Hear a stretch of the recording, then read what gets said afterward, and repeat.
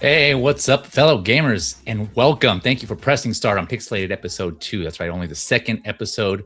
In this one, we're going to be talking about our state of play highlights. So, the state of play just happened last week. This is June 7th as we're streaming this. So, state of play 2026 took place last week. So, we're going to be talking about some games from those, some highlights, and going deeper discussions on mainly Wolverine, of course. I mean, come on, let's face it. That's one of the biggest highlights, as well as God of War, Laufey. So we're going to be discussing those two for sure, and then sprinkle in some other ones that popped up through the state of play here and there. Give our thoughts on some of those, and then afterwards we'll go through the Summer Games Fest. That's also going on, and some of that has already happened. So many games already announced, trailers shown. So yeah, big moment for gamers in the gaming industry, and we'll discuss some of that. But yeah, thank you for tuning in. If you're watching this live, I appreciate you for stopping by. If you're catching on the replay, first and foremost, thank you for your time. Appreciate it. It's always appreciated to spend your time here with us. But joining me as of now, we got my man Xman Supreme, fellow gamer. How you doing, man?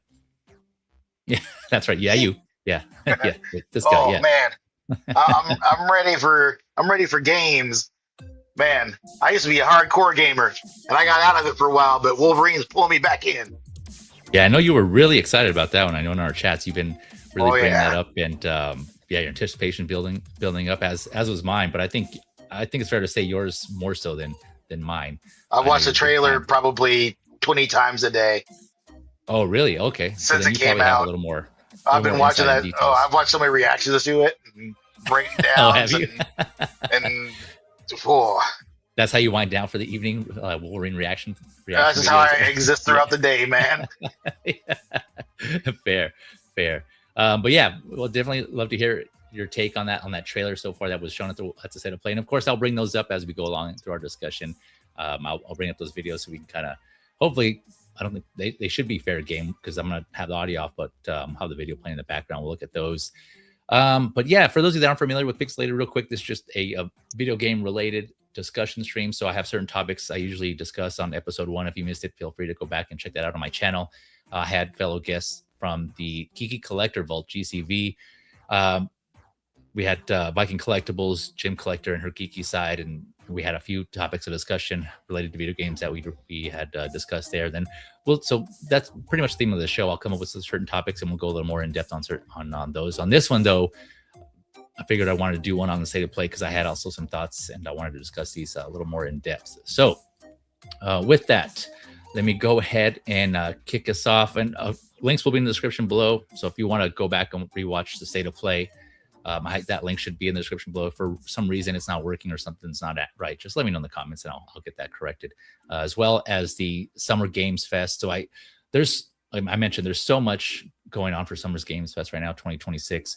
I had come across someone shared with me a GameSpot video for the best game trailers, or I guess according to them, right? So I at least put that in there. But yeah, there's just many more videos and trailers, and I'm sure there's going to be many more that other YouTubers and content creators are going to put together for their best, quote unquote. So yeah, definitely a lot to take in. But those two links are in the description so far if you want to go and reference those.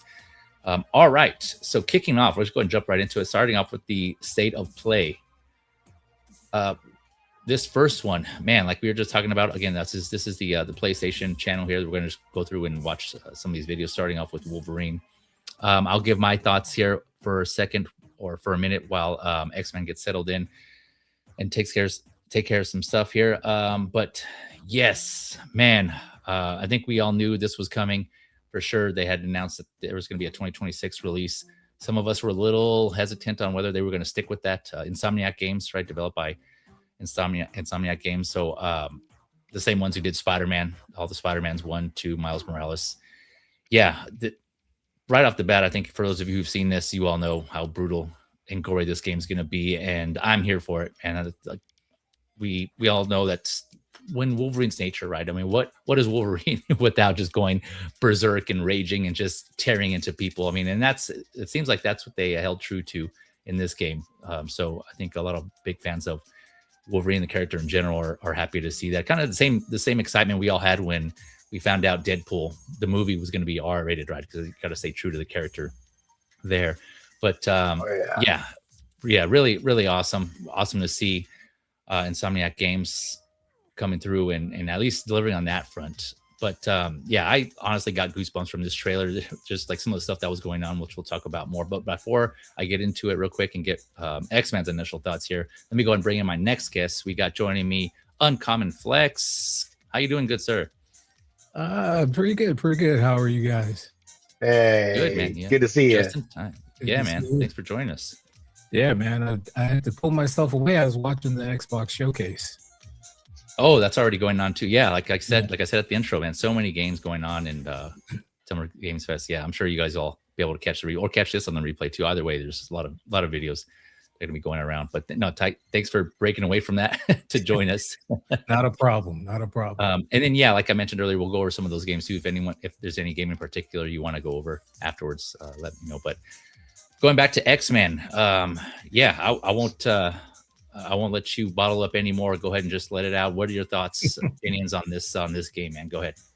Air it out. I'm gonna probably climb up to that building and kick that guy off like 20 times before I get into the actual game. like I'm gonna get to this point and I'm gonna do that. And I'm gonna go back. I'm gonna do it again. I'm gonna go back. I'm gonna do it again. Just kick him up. Sparta. And then I'll progress and then I'll get to the next bit. Because that's just too flaming cool, man. Like this. They did a lot of stuff right here that I was hoping they would. Like you can tell he's a little stocky guy, which is what Wolverine's supposed to be, because the animal. So that's great. The way that this guy moves and everything, the voice actor that they got for him, and who's also doing the mocap and everything, looks like he did a great job with this game. Like this is Wolverine. This is 100% Wolverine right here. The only criticism I have, really, two criticisms, and it's just a matter of work. But the music got loud. Oh, did it? My bad. Okay, let me lower it down here. We're grooving now. We're grooving. Yeah, thanks for letting me know. Yeah, yeah. The blood in the game, I wish it would stay on him. Because it all cleans up real fast and easy. I'm like, well, all right. But then also, his suit gets so torn up, but then it heals itself too. And I know it's a lot of extra work to make that stuff, kind of stay throughout. And they got cut scenes and they got to, do all of that. But it would be cool to see where his suit just stays messed up. Like he should be wearing nothing by the end of this whole sequence, man. It's crazy how much damage he takes. Still, outside of that, the mechanics that we're showing here, the way that you can, the different ways you have to take people out is awesome. Yeah. It's freaking amazing. Yeah, and it's kind of, again, kind of going back to Insomniac and what they did with Spider-Man, it's kind of similar in that sense where, like, one of the things I'm sure we'll get into is Spider-Man was open world. They confirmed it's going to be more linear, but it seems like some of the ideas and the mechanics that they implemented for Spider-Man are here. And one of them being there's multiple ways you can take down enemies because you'll have a wide array of move sets that you had with Spider-Man. Then you can unlock, right? Spider-Man had a skill tree for those who haven't played the skill tree progression. You can unlock and certain skill points and skill sets from there. And I'm presume this would be similar, but which allows, like Xman was saying, for you to go through. And even though this is going to be a linear with some smaller, some areas that are going to be, it's not kind of like a sandbox, right? Each area is going to be like its own sandbox. I'm pretty sure you can kind of go around. Yeah, like you can go and do whatever you want, however you want to do it in the area. Exactly. Yeah, because open world works great with Spider-Man because he's swinging everywhere. He can traverse really fast. Wolverine's got to run, man. I don't want to sit there and do all that. I don't want to run a city block. I don't want to do that. Get on a bike or run or a car or a train or something like that, or a convoy. Yeah, that's what I was thinking too when people were, when that was confirmed, like, okay, yeah, that makes sense. I mean, I'd rather them do that than have it just be open world for the sake of being open world, because it doesn't make sense for the character, right? Like all games, you kind of have to assess the character and see how you can modify the game to make it fun for the gamer, right? Because I want to say that's probably like one of the primary things, is it fun to play? Otherwise, why would people play? And so it doesn't make sense. Yeah. It didn't bother me once I found out this was an open world, and I was like, okay, yeah, it's like you already said, he's going to be running around everywhere. Yeah, but what are your thoughts on that, Ty? Not every game needs to be open world. Like, I think developers get carried away with that and they make everything an open world, and it's like, Yeah, you don't need that. Like you were just saying, Spider-Man, that makes sense because he can traverse very quickly. He can get from one side of the city to the next. yeah, Wolverine's not that. Like, there's nothing wrong with having a more linear path. Because then they can curate the action more. Like, it's not so much of them, and they can give you those big set piece moments like we're seeing right here. So I don't mind that at all. And I did have the same question when I was watching the trailer the first time. Like, okay, it's great. He's taking all this damage. He's healing, and like they took the time to show you that he healed up. But why is his suit healing? Yeah. I didn't notice that until other people started pointing that out. Yeah, like if you see it, like, they kind of zoom in on him and you can see see inside him basically. Yeah. Then all of a sudden he heals up and his suit comes back. I'm like, if you explain that, in the world, like somehow, like look at him. Look, see? Now here it's not. His back is still exposed, but like when he was fighting, his suit came back. On certain spots, okay, yeah, because right there, like I see slashes, so it looks like it's only like certain parts of the suit or certain moments. Yeah, like this cutscene seems to keep the tears, but when it was just like the regular fighting, and I swear it looked like his suit just healed up on him. Now I can see it's like a suit, like a symbiote, something like that, covers him back up, but it's not. It's his suit. Explain it to me. I guess the idea is that, and I don't know how easy it is to do this, to make it to where those different nuances of, damage will translate through the cutscenes. Like, I'm not sure how they make the cutscenes versus how they make the gameplay. Because obviously they make it so that all this stuff is happening while you're playing. And you can have 100 different ways to mess his suit up. Well, and I imagine they could have. Well, that's what I'm thinking. I'm wondering if it was more difficult to make that translate to somehow, make the game itself figure that out through the cutscenes. I don't know why it wouldn't be. I don't know why they wouldn't be able to do that, but I think if you look at it, like the cutscenes are static, like they're pre-rendered. Yeah. That's why his costume is going to be whatever his costume is going to be there.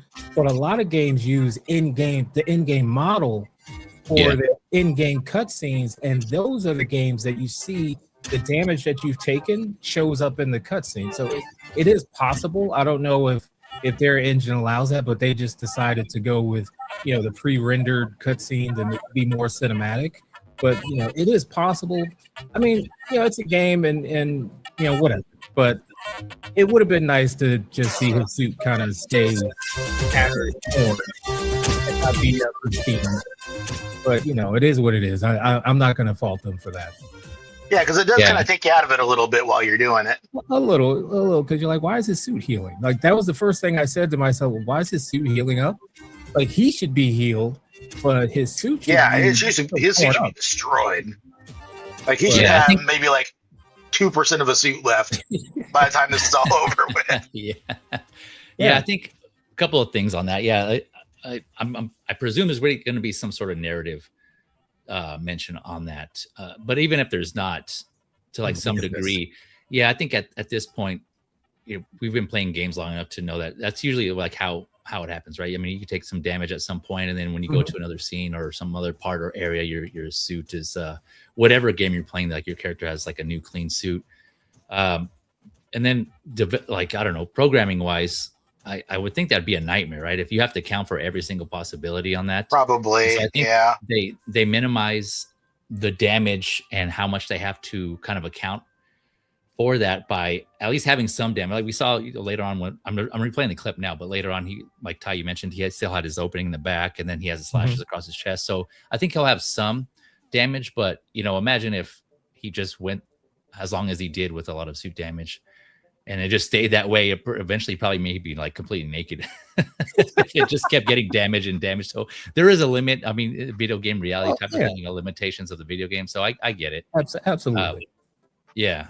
But I think if you ultimately, when you're playing, for me, it's not going to bother me that much. I think, again, I know that's kind of one of the rules or the limitations or the restrictions of video games, right? Like you expect that to happen at some point.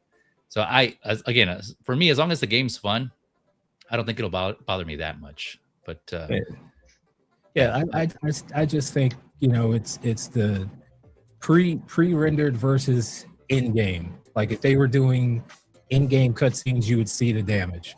Plenty of games do that, but they're not doing that. So his suit is going to be whatever condition it was when the artist decided, when they made that particular scene. So but we've been playing these things long enough, and just to get something that looks like this, I'm happy that they're doing right by Wolverine. So I'm not going to punish him for that. Like that's just, it's a game. I'm not worried about that. Just entertain me. Just entertain me. That's all I want you to do. Make me feel like Wolverine. Exactly. Yeah. And I haven't actually real quick, going back to what you were, the whole open world versus linear. And then I think it was what you mentioned, Ty, about them going more linear so they can kind of focus on more of this action and kind of keep it somewhat contained, kind of similar what they did with like Uncharted, right? I think that game was as cinematic as it is because of that reason. It was an open world. I'm pretty sure a lot of people are gonna make that same comparison. Because I can't recall if they were the first ones to do that, but that's the one I played where I felt like I was like, oh wow, like this was like a movie, like I'm playing a movie. And there may have been other games before that, but that was the first one that really wowed me in that sense. And so it seems like that's what maybe what they're aiming for here also. So that'd be cool to see. The only way you can really get that type of feel is to curate the experience. Like they know where you're going to be, so they can trigger those big cinematic moments. Like if you never go there and trip it, then you miss it. In an open world game, there's plenty of stuff that you may never see. But that's why Uncharted is Uncharted. It doesn't need to be open world, and it's better for it. A perfect example, like I've played every Gears game, every Halo game. The last two I didn't finish because they were more like open world where you're just kind of wandering around. And I want to play the story. Like take me to the next piece so I can have that story, have that adventure. I don't need everything to be open world, and it just, maybe I'm just that old guy again, like I always do on the street, shaking my fist at the clouds. Like I don't need everything to be a damn open world. Like, I mean, even Forza Horizon, what is it, 5 now or 6, whatever they're up to. Great game, but you're driving around in a car. I just want to race. Yeah, you're not alone on that. I know there's other gamers out there who feel that way also. Yeah, and it's just come on. I guess I'm shaking my fist. Damn it. Yeah. No, and that's why there's so many games, right? You have so many options, and then there's a lot of them that have just that. And I would say for the most part, you do get after a while with certain genres, you kind of just get burned out on certain ones, right? So, but yeah, there's a lot of open worlds out there. So if you're an open world gamer, definitely a lot of options. But that's not to say too, maybe there is a section in here where they do let you do like a semi-open world, again, kind of referencing Uncharted, what was it, 3, that had that kind of hub where you're in the Jeep and you can kind of explore around place. So maybe they might have something similar to this, and so that at least gives you some freedom. That would be really cool to give you like a certain area, maybe not as big as a city, but some sort of area where you can kind of go around and just do miscellaneous missions and tasks and things like that. Is again, that would make sense for Wolverine, right? That would be that would completely fine, completely fine in my book. Like do that. But they're still optional, right? Yeah. Just don't give me just go over here if you want, or what's over here. Like, it's not an RPG. Like, this is Wolverine. Take me to the action. Let me kick somebody's ass. Yeah. That's what I want to do.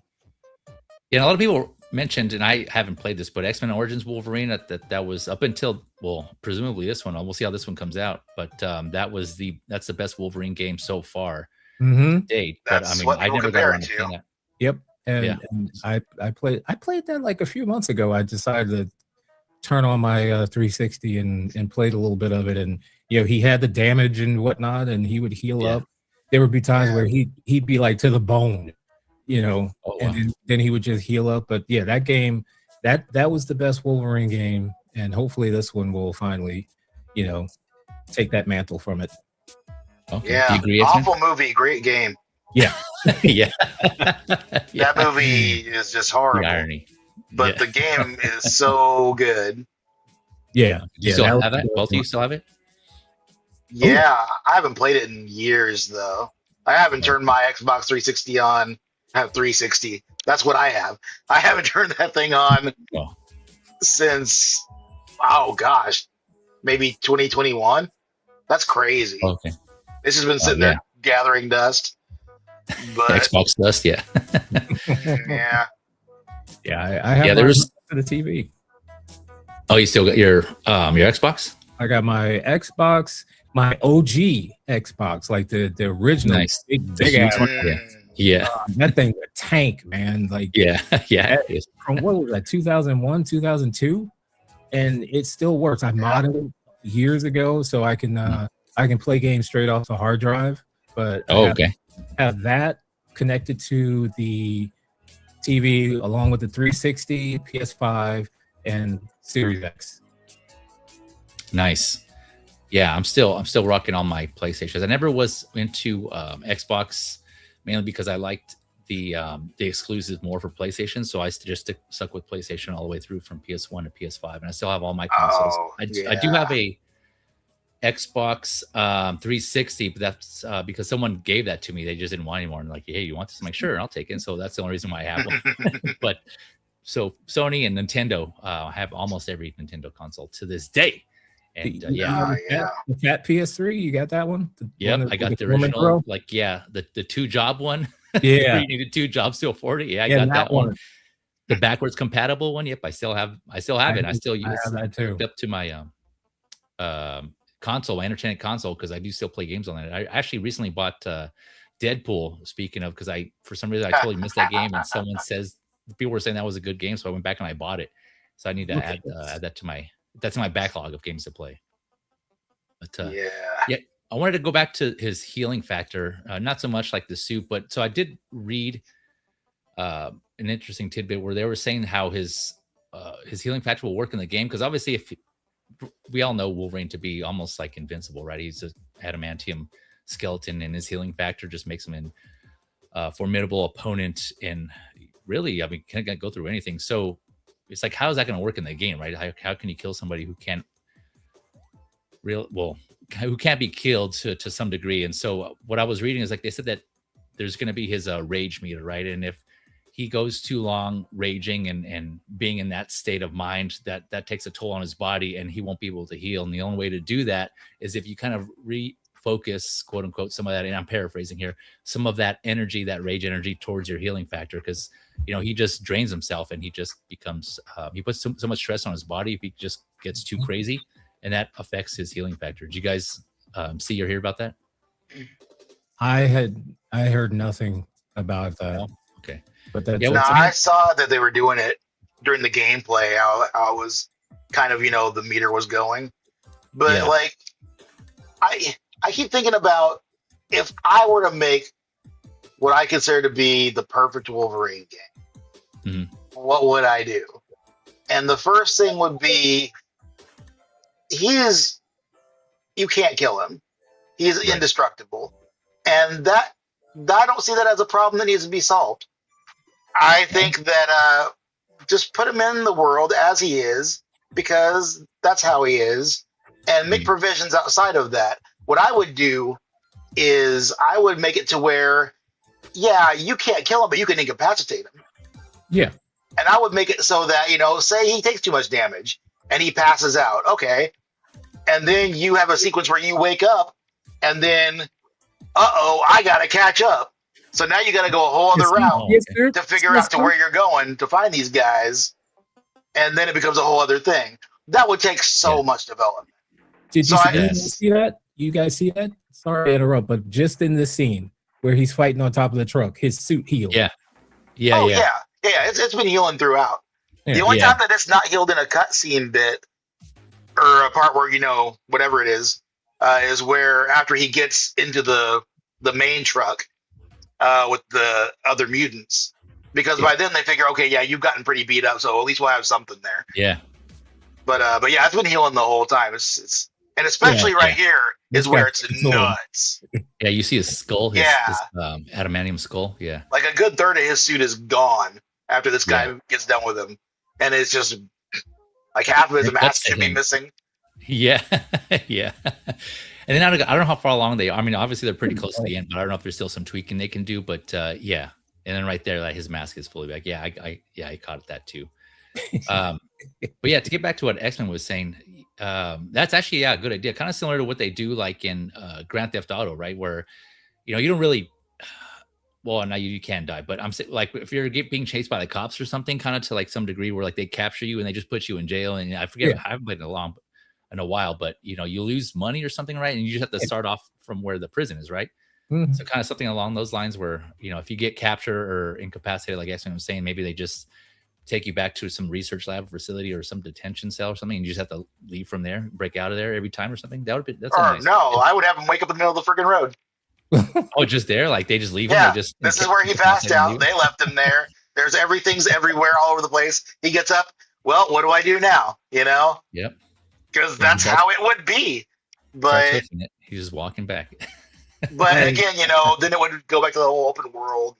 Right. And maybe he could communicate with somebody, like the Blackbirds show up or something, or maybe he knows somebody that can, send him some kind of something or other.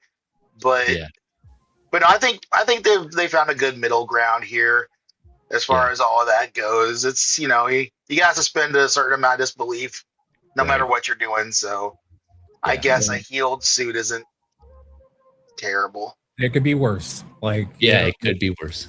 I'm glad they didn't try to come up with some ridiculous reason for him healing back up. Because they could have back in the day. They would have done it where you'd have to get health packs to heal yourself. Oh my gosh, yeah. So, we could have done that. They could have done that with us, and that would have been real bad. But the way they do it is just over time he can heal up, which is what happens to him for real. So I say for real, but for real within their universe. Yeah, I got you. Within their universe, but so I think that's the way to do it because he is practically invincible. Like you're not going to kill him. It's just like with, like how hard it is for them to write and do stuff for Superman. Like that's why we haven't seen a Superman game because you need like world-ending events, like really put him in jeopardy. Exactly. And they all say the same thing. They're like, he's so hard to write for because look at him, like he's invulnerable for the most part. Yep. I was gonna bring that same exact the example with Superman. I remember that's why there hasn't been any like you said any really good Superman games. I can't even think of one. The only one I can think of is Superman 64, but that wasn't really good from what I'm hearing. But it's the same problem, right? How do you have some sort of limitation or mechanic where you quote unquote either die or lose or something? Otherwise, like it's just like too easy, right? You're just going through and taking everybody out. And there's no that's stuff like that is where research comes in.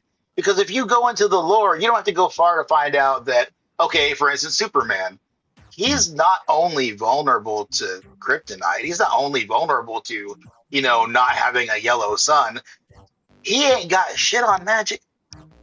I was just about to say that. Like Superman can't do anything against magic. Have you guys played Injustice at all? I have not. The Injustice fighting games, because that's how they get around it. Oh, okay. No, I haven't played. I know of it, but I haven't played that. Because they're like, how can like Catwoman fight Superman? Exactly. Yeah. There's a narrative behind that. Yeah. Gotcha. Okay. That's how they're able to do it. So, like in this game here, for instance, there is an item called the Muramasa Blade. Oh yeah. Wolverine had this katana made, and its properties are such that it negates healing factors. So you could easily have someone wielding that against him under the right circumstances, and then healing isn't even a thing for him at that point. And then he can effectively be killed. Yeah. He's used it against Sabretooth. People have used it against what was it? Tokon used it to a degree against Scar, Hulk's son, in a book once, because Hulks, they heal in a similar fashion. So okay. So yeah, it's you know, it's a MacGuffin, sure, but yeah,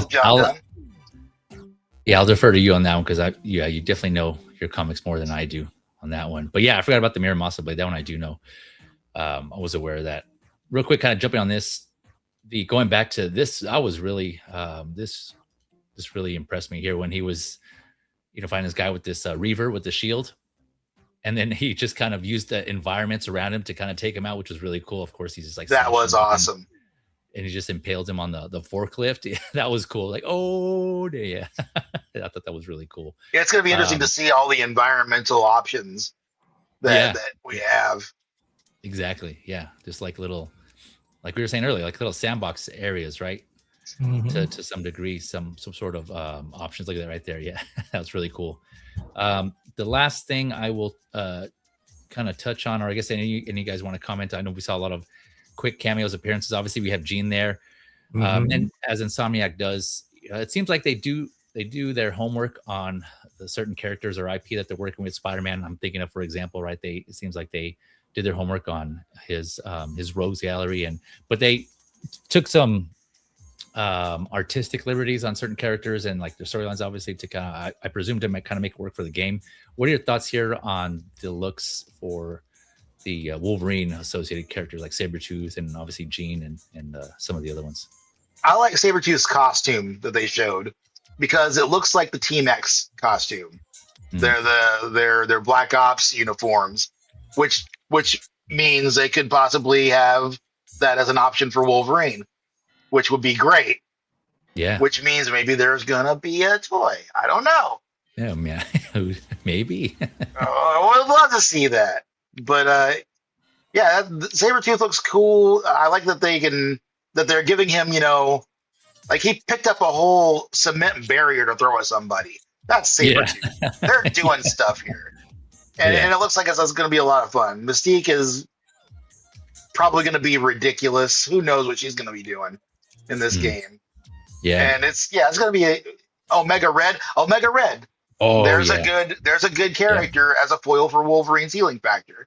Yeah. So, Carbonadium, there you go. The death spores and everything. So they cooked some really good stuff here. I'm really, really looking forward to this. Yeah, man. Same. Looking forward to seeing how they approach those characters. Yeah, go ahead, Ty. Comment, flex. I was saying, I'm absolutely looking forward to it. I'm glad it's not that far away, and I mean, I'm not the expert on X-Men like, you guys are, but so far, from what I've seen, I like the way they look. Like it's kind of reminiscent of the Hugh Jackman Wolverine from the movie. With his costume, you could definitely see that they've taken some inspiration from that, But Jean, I was like, oh wow, that's Jean Grey, because at first, and then you notice the little team up that they have. When, she throws a guy at him. I thought that was cool. I wonder how many times that's you're gonna be able to do that in game and whatever kind of teammate, like what other kind of team ups are going to be in the game too, This one is, I'm glad, like I said, I'm glad it's coming out relatively soon, because I'm really impatient, and and just watching that Xbox showcase, like some of the games I'm looking forward to, they're like, 2027, like 2027, what are you showing that to me now for? I don't know about that now. But we've already waited 5 years for this one. Yeah, true. The only thing I will say is I'm hoping, because the one issue I had with the Spider-Man games, like combat was good for the most part, but I kept expecting more of like the Arkham kind of combat, and I never liked the sound of the kicks in Spider-Man. Like, they didn't sound weighty enough. I know that's not realistic. Like, Batman had more impactful sounds just to make it sound like he's really hitting people and really doing damage. You know, that's where I want that, because as a superhero, I want that hard hitting movie type sound. I don't need the like pap, pap, pap, Piff, bam, whap, thwap. I want it like boom, like when I see. hit somebody. You know, that was the only fault I found with it. But and so I hope Wolverine has more impactful sound. That's just Interesting. that I got. You know, no, that's an interesting point. There is one other thing, because you mentioned the other, you know, characters and stuff. I remember hearing, and I haven't dug too deep. I don't want to, you know, uncover too much before I can play the game. But I keep hearing that this is a world where the X-Men don't exist. I don't know if that's because they never existed, or if it's because they just haven't been doing anything for a long time. Like they did the Beatles thing and they broke up, or whatever. Oh, I see. Because one thing that really like caught my attention in this is as soon as he finds, you know, Jean's hair, he's like, it's a redhead. Yeah. Could be our only lead. I'm like, there's no way he didn't know immediately. Right. Like getting on that roof, just That's smelling Jean. He would have known she was there. So it appears that he doesn't even know who she is. Is what I gathered from that. Interesting point. Okay. Like he acknowledges her when she shows up here. Right. But I didn't really see a recognition there. Yeah. So I'm wondering if the X-Men, if this is like their universe where they're building up to the X-Men, like the X-Men haven't happened yet. Oh, okay. And they're gonna like, you know, get them together in another game later on that they've been talking about making. Well, maybe. Yeah. So okay. that could be a thing potentially. Yeah, so that's I true. don't know. Yeah, I thought that was odd too. Like he didn't make a bigger reaction when he saw her. He just like, he acknowledged her, like, hey, you know, what does he call her? He calls her Red, right? Yeah. He called her Red, yeah, like he usually does. But no, yeah, that's so to both kind of piggyback with both you mentioned the whole like tag team deal. Yeah, I'm glad you brought that up, Ty, because I forgot about that aspect of it. But yeah, that does look cool. It kind of makes me wonder if you can interact and partner up with other characters and what other combos you'll be able to do with them. Yeah, that'd be really cool. I do like, how she was kind of, like some of the combos like this was really cool where she lifts him up and, you know, he just jumps in the air while she's levitating one. It kind of reminds me of something relatable, you know, God of War, which I was playing recently, which we'll touch on later. But the 2018 God of War, when, you know, you have Atreus, so there's Kratos and Atreus, and they have similar combos. Once you build up Atreus and you build up his XP and his skill points, he gets to a point where, it was really fluid and cool when you're fighting as Kratos, and then you see Atreus and how he helps you out. And so, it was really awesome once you get it going. So it kind of reminded me of that. So I wonder if it's going to be something similar. And I'm curious to see what the other combos you can, and then the other characters that you'll both meet, interact with, and possibly partner up with. So really cool. Yeah, like just watching these, I wonder how like you trigger those little team ups, like she's doing. Like, is there button press, something that they don't put it in the trailer, but like how do you get them to do that? Because she's just sitting there and like she lifts the guy up for you. It's like how are they going to do that? I would assume it's going to be like a timed hit this button at this time. Yeah. Probably something like that, maybe. Yeah, they just or even prompts here. Yeah, or even if you don't, maybe it's like an optional thing where like she'll, going back to the levitate, she'll levitate somebody, and then you have the option to take them out. If not, she'll just take them out regardless after a certain amount of time. Yeah, do something kind of along those lines. Yeah, that's just the potential on finishing moves that maybe we'll be able to see. Yeah, really cool. Or maybe it's just right place, right time. Yeah, that too. Yeah, great to see. A lot of possibilities. Finally, to see the footage of from this game. And to know that like I've been wanting this. Yeah, man. Yeah, a lot of us were anticipating this one, and touching on, again made by Insomniac. So most likely we'll see a lot of suits from him, like X-Men kind of mentioned earlier, kind of like similar to what they did with Spider-Man. So I'm pretty sure we'll see a bunch of suits on here. I mean, we have to, right? It's Wolverine. It's a Marvel character. He has many appearances in suits, so they have to do him justice and have unlockable suits here and allow you to dress them up. Yeah, it's got to be in there. But on that subject, though, you've got the only real problem that I have with this is the release itself. Like, there's no collector's edition for this. Yeah. They didn't do anything really special for it. Like, it's a big deal on its own, sure, but you know, do something. Like, don't just they made a digital version. Yeah. And now I've heard different people say different things, but I can read, and you look at the digital version and it says that it has, you know, some of the stuff that comes with the pre-order, you know, but then you have exclusive suits with the digital version. That's Sony for you. And I'm like, well, and for the most part, they're not really suits that I care about, except for the original yellow costume. That's in that bundle there. And I'm like, I want the physical game though. I don't want the digital one where it can just go away whenever, you know, and yeah. And I don't want to buy two just to get the one suit. So it's like, that's a fail. I think that's a bit of a fail, but that's not going to hurt the game overall. So, you know, it's one little thing. Yeah, I agree with you. I was kind of thinking they would do a collector's edition. I mean, because it's another big game, right? So like they usually do that with games like this. So yeah, I was kind of surprised when they did. I think a lot of people were also.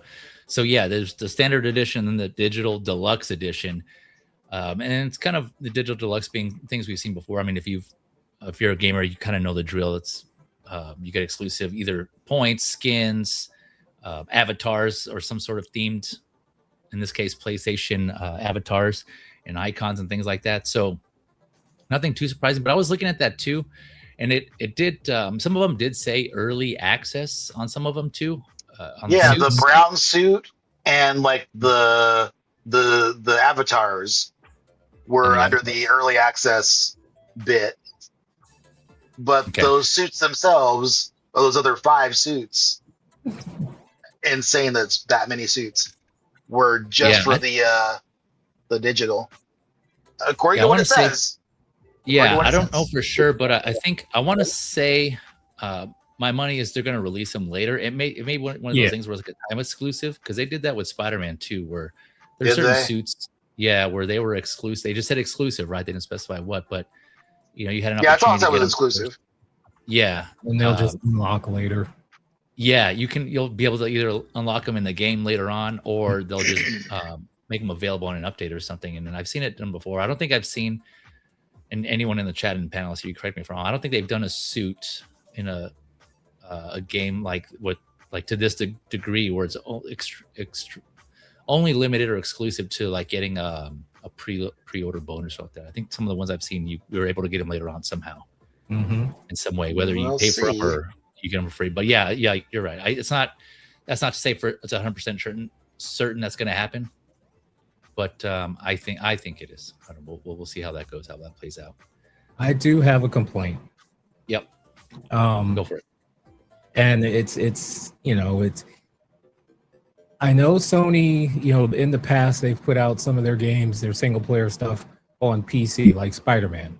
And that's where like I played them, you know, because I have a pretty beefy PC, you know, and it's nice to be able to just turn everything on, have it running at a high frame rate, you know, and playing it that way.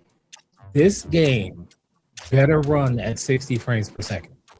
All right, because Sony's already said that they're pulling back from releasing their single player games on PC. So I'm stuck with the base PS5.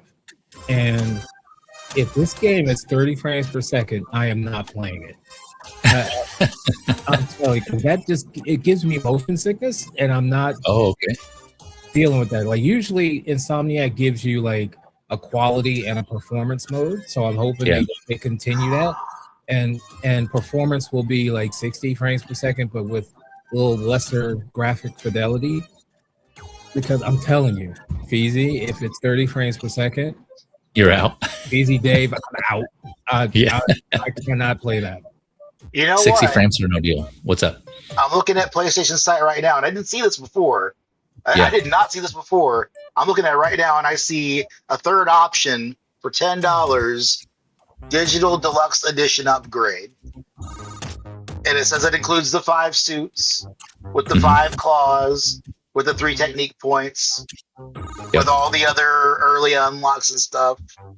So does that mean I buy this and then download it after I have the game? Yep. But yeah, that's usually what that means. Like, it's an upgrade pack. Yeah, if you were to buy the game and you upgrade, you just pay the difference. Okay. Whatever the difference is. Well, that's great then. On digital, Problem solved. Yeah. Well, it's $10 though, so okay. You know, I'd rather spend $70 on the physical game, and then spend $10 more to get those extra bits than to spend $80 on all of it to be digital. Yeah. So I'm not buying the PS5 Pro. That thing's like $900. I'm not buying. No, heck no. Yeah. So you better give me my damn 60 frames per second. You know, I'll take a little less graphically as long as it's moving at 60. Because 30 in this day and age, 2026, I'm not having that. I'm not having that. Or at least have the option, like you said. Yeah, like give me the option. Like most games do that. Like I got Ghost of Yote, which has a quality at 30 frames per second, but also has performance, and it worked really well on my PS5 in performance mode. Like I'd rather have it on PC because I am a graphics snob, but I played through it and I started like New Game Plus on that particular game. So just as long as I have that option, because 30, oh my god, like 30 frames is terrible. It's just absolutely terrible. Takes you out of it. Oh yeah, like I used to wonder, like I would have to take Dramamine back in the day when I was like a first-person shooter that was just 30 frames per second, because I was like getting sick, like just. Wow, that bad? Okay. Yeah, hopefully they do. Hopefully they do have that option there, so you can switch between the two. Yeah, but I'm same as you. I'm still rocking my base PS5. I never upgraded to the Pro because I personally didn't see a reason to. So I've been playing all my games on just a standard PS5. The disc version. $900 now. Like and like is that's without the disc drive? Yeah, that's true. Yeah, digital only, right? That's what I recall correctly. Yeah. Yep. This is bull crap, man. Like yeah. See, I haven't played anything after the Xbox 360, so anything at all is going to be amazing. That's true. That's a big jump. Yeah. So I'm good. I'm going to go here probably another couple of weeks and grab a PS5, and because I ain't got it yet. So that'll be that. Like nice. $900, man. That's like that's too much money. That's like I mean my I spent the money years ago to beef up my PC. I got a 4090 in here. So I'm ready to go. Like all my games, I try to play it on PC if I can, because I could just turn it up. It's nice to just be able to turn the game on and just let it go. Like turn on all the settings and just let it fly. And so I mean, like the Bond game that I've been playing. Yeah, that game runs at like 120 frames per second on my machine. Nice. Or higher at times. So like 30 for it, yeah, that's And yes, I am a graphics whore when it comes to that. I'm a snob. I want the absolute best, but I am not paying $900 for a PS5 Pro that I know my PC can smoke. Yeah, for sure. And that's always been the debate, between PC and consoles, right? But yeah, like now it's like the price going up for consoles all around, not just PlayStation 2 and Xbox, Nintendo. Yeah, and like Xbox, Nintendo. They're all going up. It seems like their answer to like not being number one and falling behind Sony and Nintendo is just to raise the price. Like like everybody else. Xbox, we're just gonna raise the price, because theirs is like 7. Because what is it like? The biggest storage capacity one they have is like $700 now.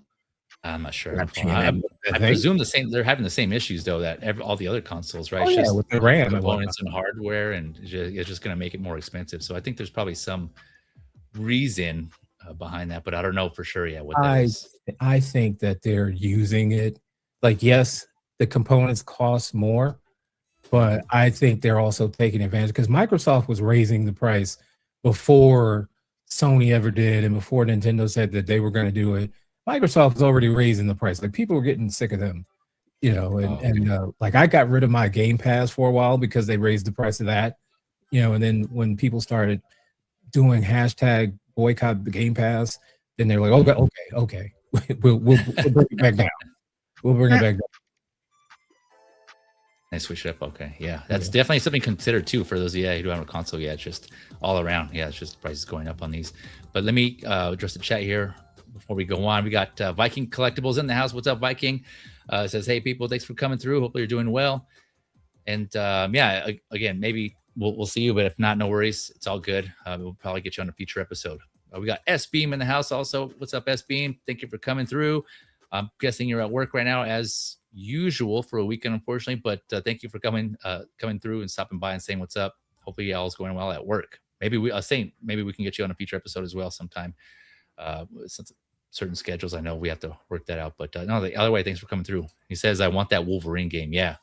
join the club, man. Join the club. I've already ordered it. It's already done. Let's see. So I think we discussed most things on this already. Like I said, this is one of the games that we were going to go in depth on just for good reason, right? Because we're all anticipating this one. It looks great so far, and I think it's going to be fun. I have faith in Insomniac. I don't think they've made a bad game yet, so I think it's going to be fun.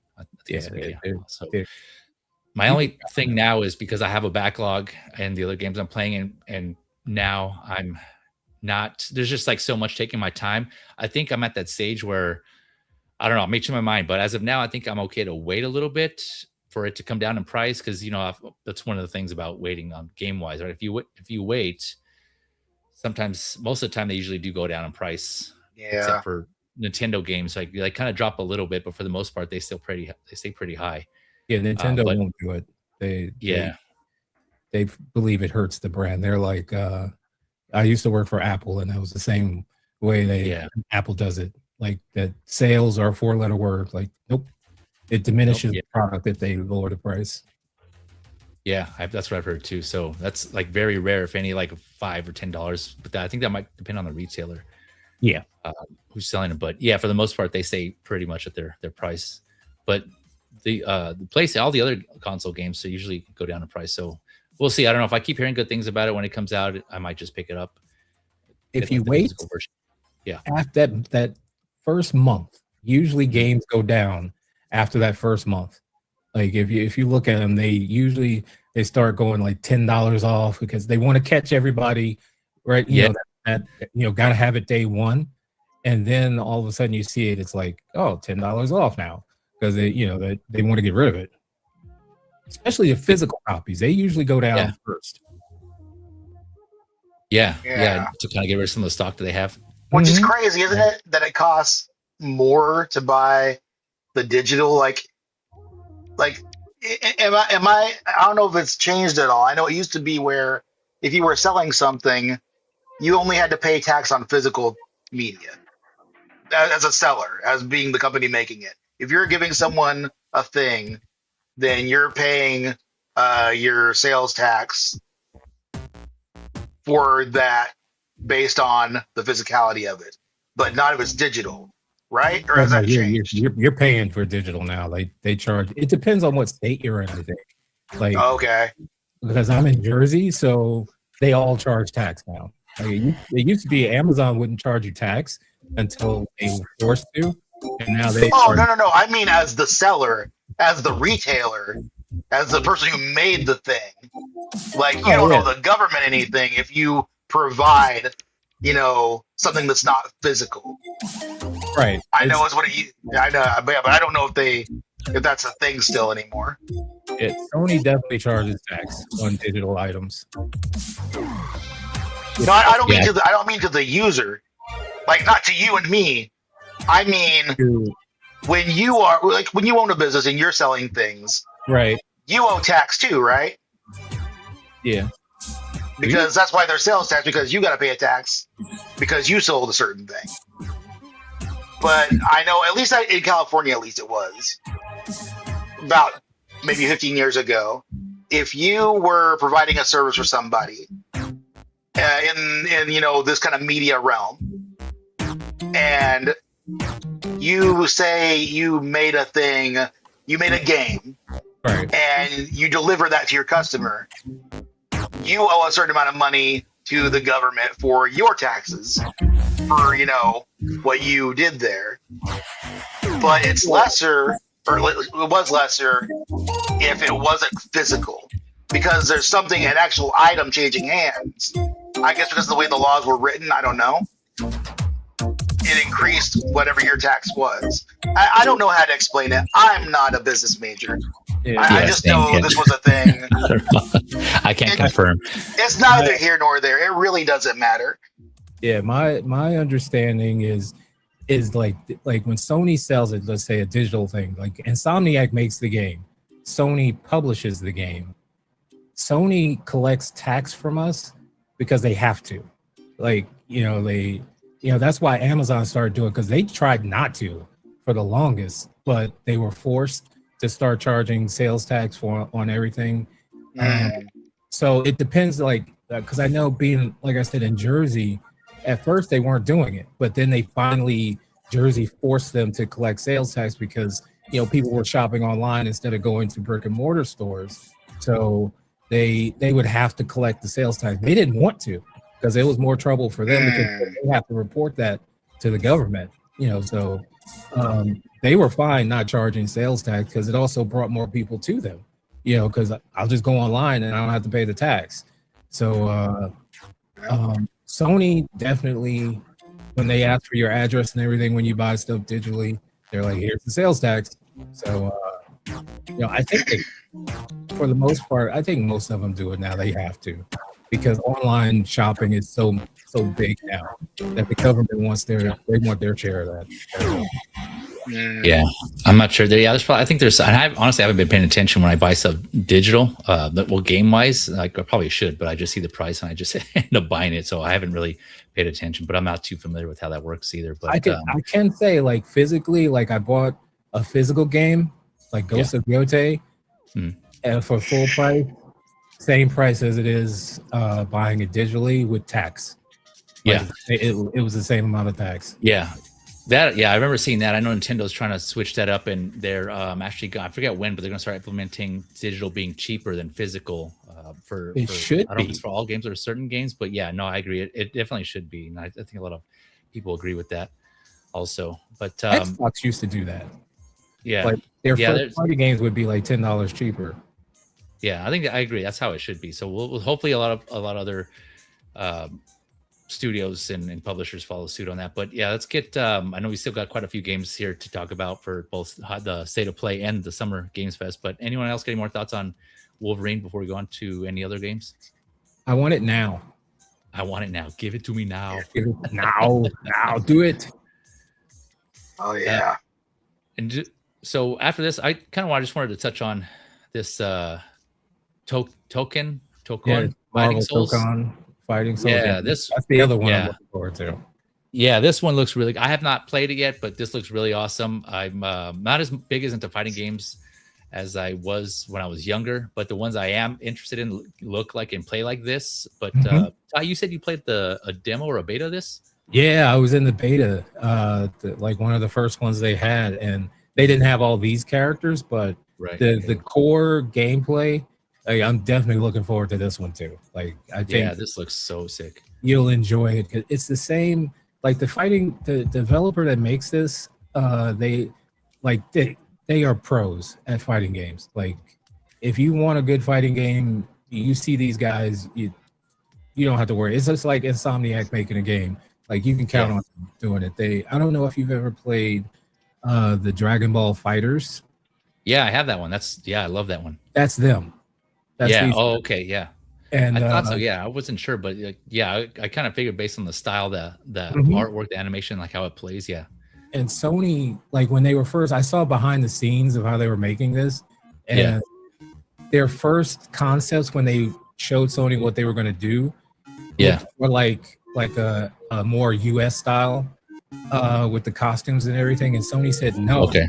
we want you to do this game in your style. Oh, really? Okay. Make it your own. Don't worry about like Marvel and Sony, obviously, told them like, no, we want you to do your take on this. And then they came back with the style that they have now with the characters and everything.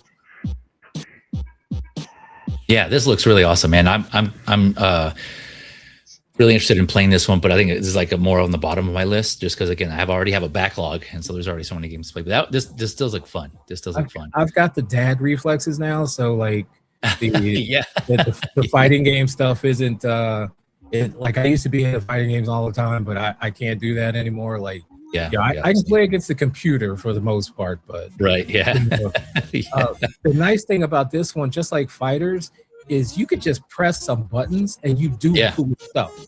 Like you don't have to be precise with this game. Like they allow you to look cool when you're just kind of button mashing a little bit. Like you can be precise or you can button mash. Either way, it's a lot of fun. It's a lot of fun. Yeah. If I'm guessing this is the same in time, you can confirm, but for those who aren't familiar with Dragon Ball Fighters, they switched up traditional fighting games. For those of you who haven't played a fighter, like a Street Fighter specifically in a while, where they have 3 different types of punch attacks, like light, medium, and hard, and the same with kicks. Right? They took all that out, and for fighters, they just gave you like a heavy attack, a light attack, then there's like a special attack button. So I think they reduced it to like 4 buttons. Yeah, so it's I'm like guessing that. this is the same way, right? Is this the same? Yeah. From what I remember, it's like that. They don't do the light, medium, and heavy like Street Fighter does. And they have the where you tag the people in. Like, it's weird how they come in. Like you have to knock somebody out and like knock them into the next stage, and then you can bring the next fighter on your team in. Like they're not there automatically when the matches start. You have to fight a little bit. I see. So it takes a little getting used to, but they do. Even back when I played the beta, the tutorial was pretty extensive. Like they explain it to you. Oh, okay. Yeah, this game just does look beautiful for one. It looks fun. Yeah, like fast paced, which that's how I love my fighting game. That's why I've always been more into like more of the Street Fighter side versus more. I guess Mortal Kombat picked it up too. That went a little more faster paced, but this is just like intense. The Marvel vs. Capcom 3, the Marvel versus series, I should say in general, I was more drawn to. So yeah, looking forward to this one. Yeah, any thoughts on this, Xman? I see they've done another sneakerhead Spider-Man suit, so that's fun. Yawn. But I think it looks all right. It's always weird to me when they do the things where it's kind of like Howard the Duck. That's awesome. Where they do like a little, like a weird little mashup with another, not even genre, but style of art.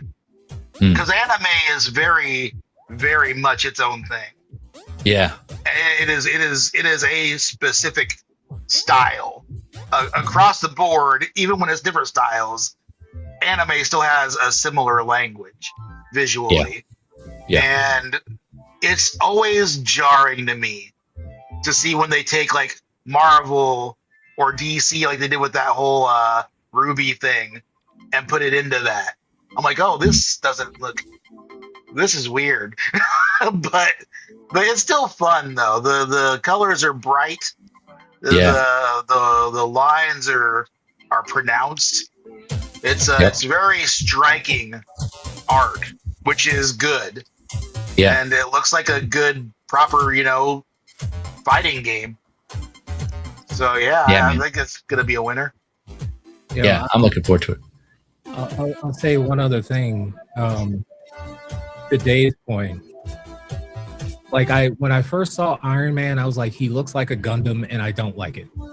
Oh, okay. You're not a fan. And my son, he kept saying, "Oh, it looks cool. I like their design." I'm like, he looks like a Gundam, and I don't like it. But if you notice, like in the pre-order, they show a more traditional Iron Man suit that he has, because Captain America, he's got a jacket on, and I'm like, that's not Captain America, but they they will definitely have more traditional costumes for the characters. Oh, sure. But like I said, like this is Arc System Works, and Sony and Marvel wanted an Arc System Works game with the Marvel characters, so they told them to kind of do your thing and do your own designs. You don't have to make it like MCU if you don't want to, but they are known for all the different costumes and skins for their game. So there won't be any worries in my mind about them being able to being able to find a costume that you'll like.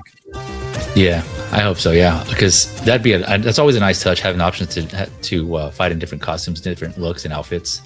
By the way, like I'm digging all the art, the character designs, I should say, from so far. I'm curious to see who these other characters are going to be too. This other team, because this is supposed to be the what is this, the Knights of Doom. Knights of Doom. Thank you. Yeah, Knights of Doom for that one, and then there's like another. They have Xman being assembled. Because there are other trailers for it where they show the different X-Men, because Wolverine's in that one too.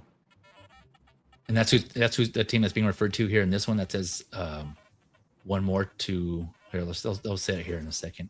Right, one team left to assemble here. Yeah. I see Ghost Rider there on the right, so that seems like that's how. Is he already in the game or no? Yeah, he was part of the beta.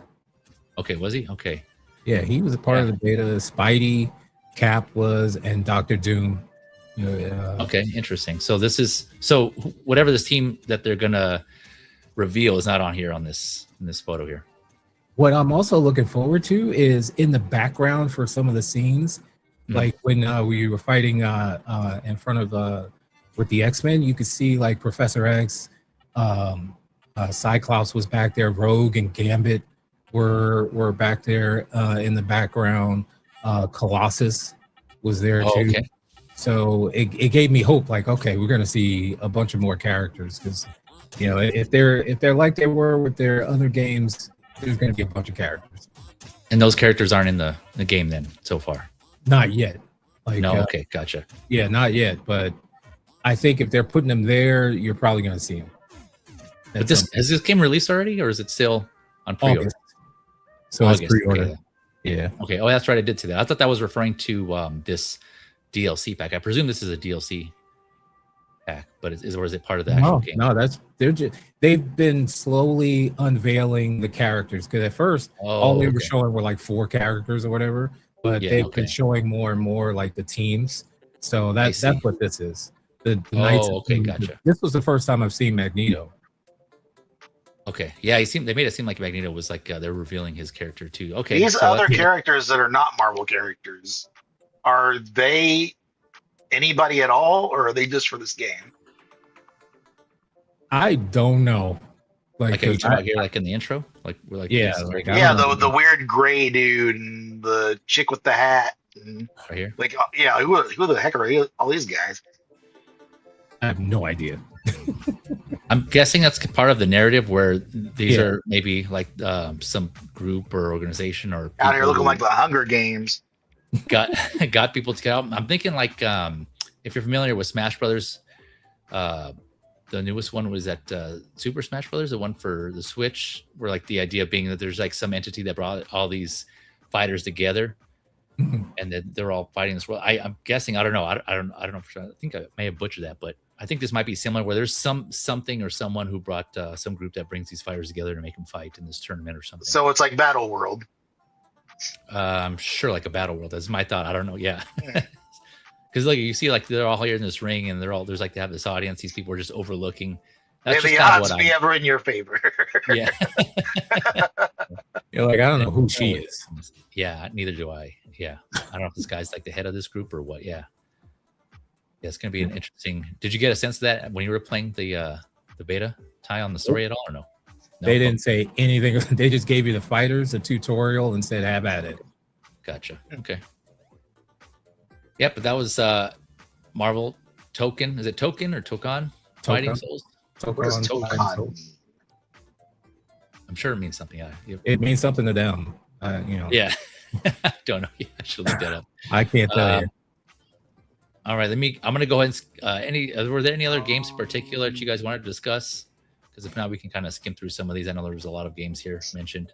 I have one quick one, and it's super quick because I'm a Knight Rider fan, and after Jazz Inc. started talking about Knight Rider, I started printing my own kit and trying to build one. But I see where you're going. The one game, the Stuntman game. Yeah. Oh yeah. When I saw the first car, I'm like, wait, that's Fast and the Furious. And you guys may not believe this, and anyone watching this later, you may not believe this, but when I saw that first car driving down the street, for whatever reason, Kit came to mind. Like, man, I wish they would do a Knight Rider game, with the Knight Rider in the car. Because even Forza, people are making, because the Trans Am is in that game, and people are trying to make Kit and whatnot.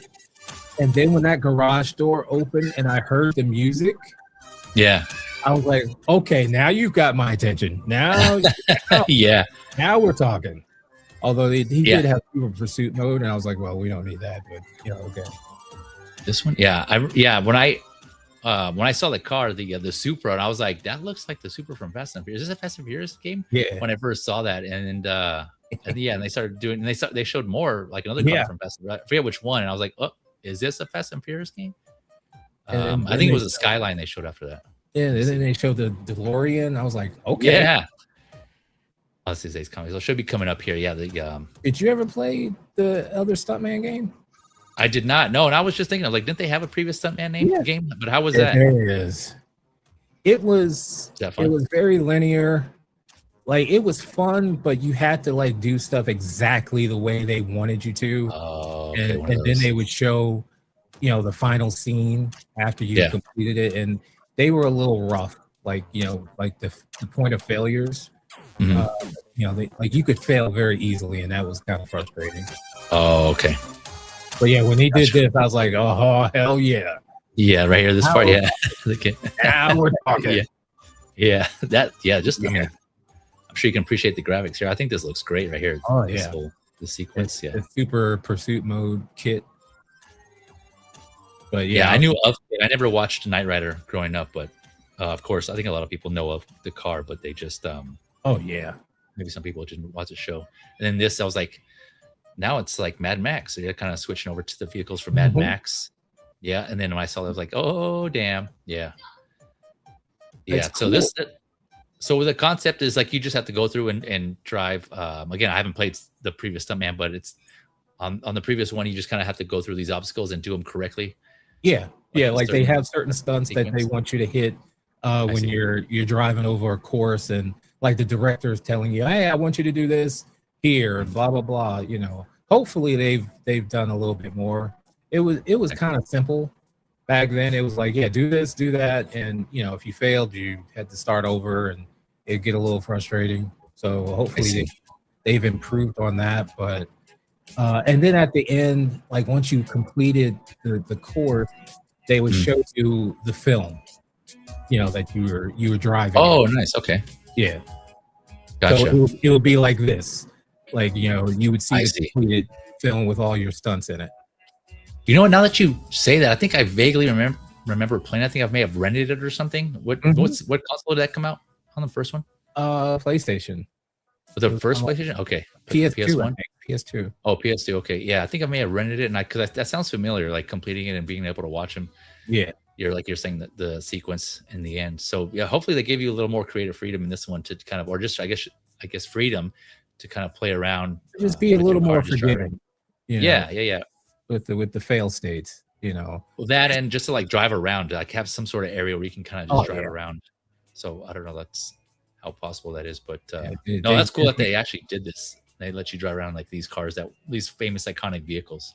Yeah, and like in the first one, because the people who did the Stuntman game, I think they were the same company that did the Driver games. I don't know if you ever played those. I haven't played those now yet. But you were like a hitman or like a driver for a hitman. Like a movie. Yeah, and so those were those guys, but they didn't, like in the first Stuntman, you didn't have cars like this. Like you didn't have like Kit or the DeLorean. You were just iconic. Yeah, you were just driving random cars. Oh, you know, okay, gotcha. for a movie. So I like the fact that they're actually having you drive cars that are recognizable. You know, Yeah, that is that cool. makes it more fun right from the beginning, in my opinion. Right. Yeah, more appealing. No, I agree. Kind of like in Ready Player One, right? Mhm. The movie. For those unfamiliar, it's like Ready Player One is a movie where this guy all about the world, they have these like VR headsets and they go in this virtual reality and they can just do whatever they want or become Mhm. whoever they want. And there's certain iconic sequences in there. One of them is like the main character drives a DeLorean around. It was really cool, really fun movie. So being able to do that here, would be really awesome. Yeah, that's one of the things that popped out to me. Like, oh damn, okay. Yeah, this definitely got my attention when I was like, "What? Yeah. What? What? Yeah. Would this be the only game where did they have a Knight Rider game at all, or any other game where you can control? There was probably a Knight Rider game back on like ColecoVision or something like that back in the day, but I don't remember any like Knight Rider like actual good game. They've never really done. Like I always had this thought where you take all these iconic movie cars and TV show cars and like have a race with them. Like have a game where you're just racing with all these cars. Like you could have the General Lee, you have Kit, the Starsky and Hutch, Fall Guy. I'm dating myself, but and more current cars like Fast and the Furious. Just bring them all. Yeah. And just let them race. But the licensing would probably be a nightmare. Yeah, but the studio was able to do it. Yeah, and I forget, apologies, I forget the name of the studio here that did this one. But they at least pulled off some of them there. Some of them. So you got some of your. This is great. I was shocked. Like the fact for some of them, especially getting Knight Rider. Yeah, right. Yeah.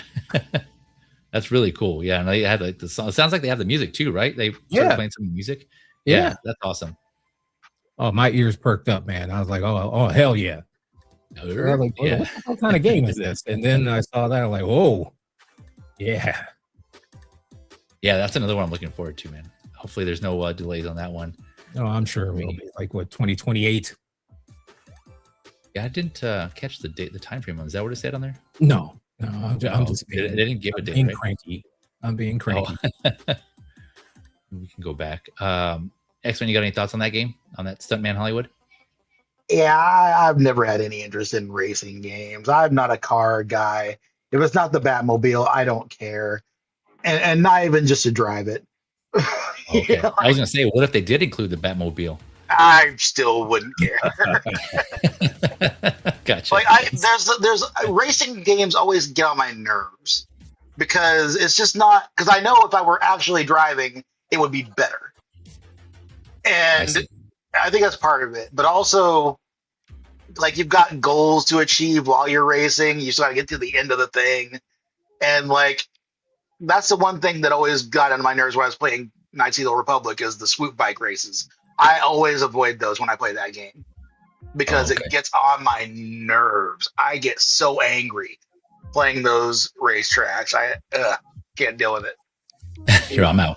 The only one that event that I can't stand in racing games is when they make you drift. Like, the drift races, I can't stand it. Like I avoid that like the plague. Like any other race I can do that, but the drifting, it just gets on my nerves. Like I like to, kick the rear end around when I'm taking a turn, like, back in the day, but this drifting, like going sideways around the thing, I'm like, this is there goes your fish shaking again.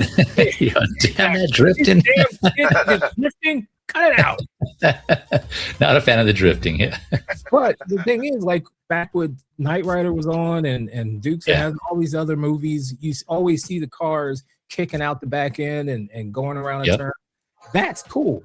But when you got me on a track where I'm just drifting, okay, man, get this out. Where you have to do it and they're making you do it. Yeah, they're making you do it, and if you don't do it right, you got to do it again. And I'm like, go kiss my ass.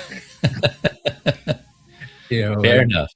Forza Horizon does that. They don't make. Oh, does it? Okay. Like they're very lenient, and because they have drift races, and so far I have not tried not a one. Okay, so make it optional. That's good. I haven't played any Forza games.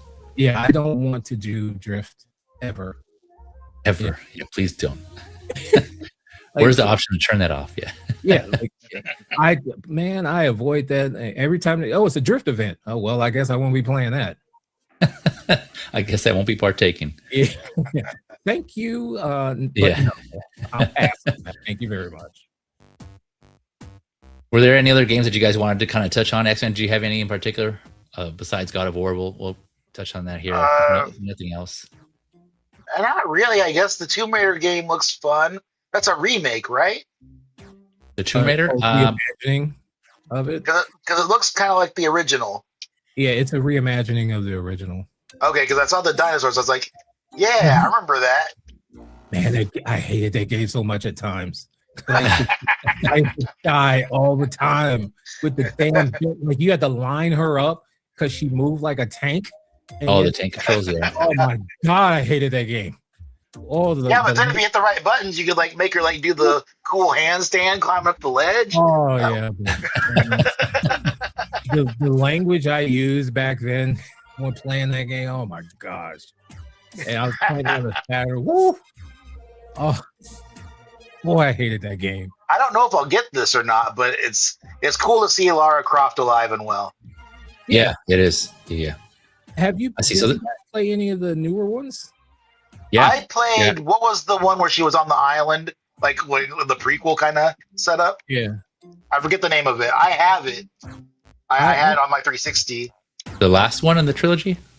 You're talking about? Was it Shadow? No, the one where she has the shipwreck and then she becomes Tomb Raider. The first one. I think that might be the first one then. Yeah. Just Tomb Raider. That one I enjoy. I played that all the way through to the end. Yeah, same. Yeah, where the dude's in the cave and you gotta escape the cave and then you gotta shoot the wolves. I got annoyed with that though, trying to use a bow and arrow to shoot the wolves. That really got on my nerves. I gotta share with you guys and anyone watching that I'm gonna pull out the cranky old man fist again. Here you go. Warning. Yeah. I somewhere along the line I got tired of doing puzzles in games. And really? Oh wow. It just pisses me, like some of them piss me off. Like I can do Uncharted puzzles, and like the Tomb Raider, the remake when they did, well, not the remake, but the first one of this trilogy that they did wasn't bad. It wasn't bad at all. But like I know we're going to talk about the God of War game. Mm-hmm. The one that released, what was that, 2018 or whatever? Yeah, 2018. The first of the new trilogy? Yeah.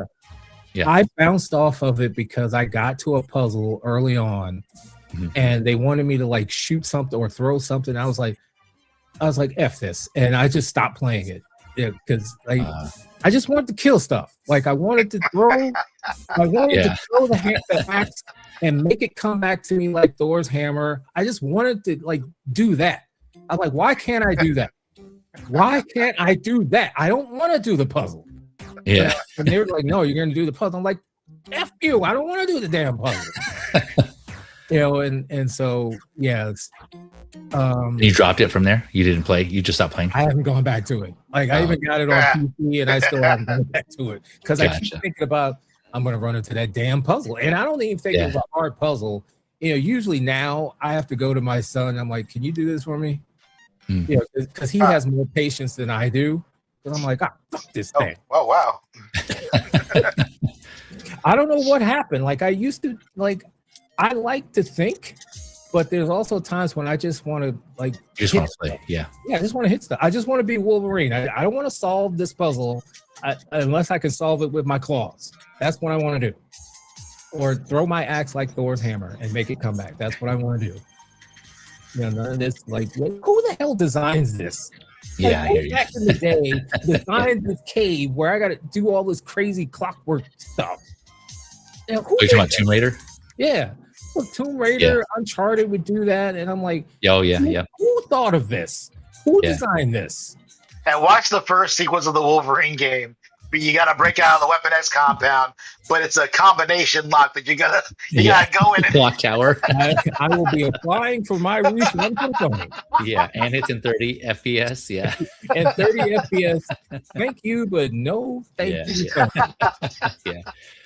Yeah, I'm still at the point where I'm enjoying the puzzle song anyway. I actually like doing that, but I don't know, maybe I might get tired of those too after a while. But so far, there's still I still enjoy it. Yeah, some of them are better than others. Some of them are better than others for sure. Yeah. I don't know. I do like how they were pretty clever in both Uncharted and the initial Tomb Raider trilogy. Yeah. God of War, I agree. The puzzles weren't as great, and some of them were kind of like, oh, okay, let's, I don't know. It just, you can just tell they were obviously like a different vibe. They just had to do it. I'm like, damn it, here we go. It just takes me out of it. I'm like, I don't want to do this. I see what you're saying. Yeah. Like, move the rings from this post to the third post. Yeah. In this sequence, but you can't start with the top one. Yeah, I love the red one has to go first. The Resident Evil games, I love those, but they have those damn obnoxious puzzles too. And I'm like, who the hell thought of this? Like, why Capcom. Is the police station having puzzles like this where I gotta put a jewel? I gotta put a jewel in. Where the hell did you get the jewel from? In the statue, and then I gotta turn the statue this way, and then I gotta get another stick from way on the other side. Like, what the hell am I doing? Yep, some puzzles. Yeah, I'm getting upset now. Yeah. All right. Well, stop thinking about the puzzles, and we'll go on to another game. We can go on to But no, I didn't realize that this was real quick. Though I didn't realize this was a. I guess it would be a remaster, then, not a remake of the initial Tomb Raider. Then. Yeah, it's not like shot for shot. It's a retelling. It's sort of like what they did with Resident Evil 2, where that's a remaster then, right? Would that be called a remaster? Remaster? Well, it's more like a remake though. I mean, sorry, remake. Yeah, I keep getting you're right. Remake. Yeah. Sorry, they're doing the same thing. Yeah. Yeah, they're just upgrading the graphics, the visuals. So that's a remaster. But yeah, sorry, you're right. I meant remake. So this is it's like the first 10 minutes of Evil Dead 2. Yeah, right. Okay, gotcha. Okay, so yeah, like you guys said, the Resident Evil, like how they've just been doing those remakes. If I gotta line up for those damn jumps, I'm just out. And then she would bounce off, like you would jump. And like you hit the side, like you jump over there, and she just jumped back. I'm like, "What are you doing?" Don't torture yourself, Ty. Don't torture yourself. Don't think about those puzzles anymore. Don't do it. Oh, I'm mad now. Yeah. Don't think about the puzzles. All these nightmarish games, man. Tank control. You turn her, she's just like, dope. Yeah. Well, good thing they stepped away from that. There's no more tank controls for these newer games here. But this Lost Wild, this is the one I'm thinking of. Maybe I think we were looking at it earlier. No, this is part of Tomb Raider. There was one where fighting with a baby. Like, I thought it was initially going to be speaking of remakes, I thought it was going to be a Dino Crisis remake. There was one that had dinosaurs in it. Yeah. I forget which game that is now. I should have made note of that. But yeah, I thought that was going to be the Lost Wild. That's what it was. I think it just passed it. I think I just showed it here. But yeah, it's called The Lost Wild. Definitely not a Dino Crisis remaster there. But kind of similar. It looks like a similar concept. A survival horror with dinosaurs instead of zombies. There it is. Last Tomb Raider I played, Lara had rectangular boobies. Yeah. As we've saying, a stunt driver game looks cool too. Yeah, man, definitely. That definitely looks like a good one. Yep. And then I'd like to apologize to you guys and to Chad and whoever's watching this later on for my ranting. But yeah, it's just the PTSD coming out, man. I feel like I could talk. Yeah. Damn it. Venting. Oh, I'm sure there's others out there like who feel the same way, man. You can't be alone on that front. I can't be. Even if I am, I'm just alone, and I guess I don't know. Many a controller has smashed upon the wall. Yes. Yes. Have you guys Xbox controllers are pretty resilient because I bounced them off the floor a few times. Just boom. Like I slammed it on the floor and it bounced right back into my hand. I haven't tried that. I'll take your word for that. Yeah, I'm not saying do that. Don't do that. But they do bounce. Firsthand. I do know firsthand that they will bounce back, at least off the carpet. That's how the new NBA game is played. Yeah. Special rubberized controller. Don't get me talking about the NBA game. All right, so I guess we'll go ahead and just, since if you guys got nothing else, I mean, I know they had the Onimusha game, and that seems like that's a sequel. I didn't play the original, so I played it back don't have any anticipation for that one particularly, but I don't know, that may change later on if I hear more about it. Again, my backlog's so big right now. I just there's only like very few selection, kind of like our collecting, right? Our collectibles that we have, like we have so many figures coming out that it's just like, you know, now we have to be kind of selective about which ones we choose. So similar with games and any other medium or media, TV shows and movies, I have to be really selective about which ones I spend my time on. But so we'll go ahead and skip through and just talk about this this other major one here. We're gonna go through skip ahead and discuss God of War Laufey. This one, I think some people had anticipated seeing this here, and yeah, we get a 20-minute video of this that shows some in-game footage and some gameplay all around. I will say off the bat, I think I'm in the camp where it was kind of jarring to see a talking cube. You know, I did have some hesitancy on that, and like the ribbons too. But yeah, I don't know. I still have mixed feelings on that, but I'm trying to keep an open mind to this because I know this takes place. Well, from what we see, this portion of the game takes place in the afterlife of the gods. That's, you know, where the gods go to when they die, and so that realm or that world is more fantastical, more magical. So, okay, well, maybe there's some sort of other narrative reason behind that. But, you know, comparing it to previous God of War games, especially like the two latest games, the 2018 and Ragnarok, it is a little jarring because we haven't seen anything like that prior, right? So it's going to take some getting used to. Yeah, we have talking snakes, there's squirrels and other animals, but those are all like living creatures, right? To some degree, they made sense within the world. But once you start going to talking inanimate objects, I don't know, it just kind of seems jarring from what we've seen. It's pretty animate. So, a cube is animate. He was animating all over those guards. Yeah, you know what I mean. I'm talking about like objects that should be role-playing games, because they have those like gelatinous cubes in you know, D&D. Yeah, I thought that was a little strange seeing that. I didn't know. Yeah, I've only played the first God of War, and that's the only one that I played. The very first one. The 2018 or the original one? No, I mean way back. PSP was a thing. Oh, yeah. Okay, gotcha. I'm talking like 2008. I got you. I saw her and I was like, hey, I know who this is. Yeah, yeah. I think it's really cool that they got her to play this, to do this, to be the mocap and actually be the character. That's awesome. I would just actually put shoes on because, like, I have a problem with like like walking on concrete and doing this. Like, jumping. Yeah, it gives me the willies, you know. And I was like, please put some shoes on. That one's bothering me. While fighting, put some shoes on. Like, you know, come on. She's a warrior, yeah. I see that. I get it, but you know, you prefer she has shoes on. The doctor says it's part of my OCD. I can't stand it. I gotcha. But yeah, I wanted to ask you guys, like, I've had to come to grips and just accept the fact that I have so many games now that I am not going to ever finish them. Like, there are some that I've just basically collected them. Like, my Steam library is ridiculous, you know, because I jump from game to game. Like, you know, I'll be into it and then somehow bounce off of it. Like, you know, I look at this game and I'm like, what are the puzzles they're going to have in this damn game? Yeah.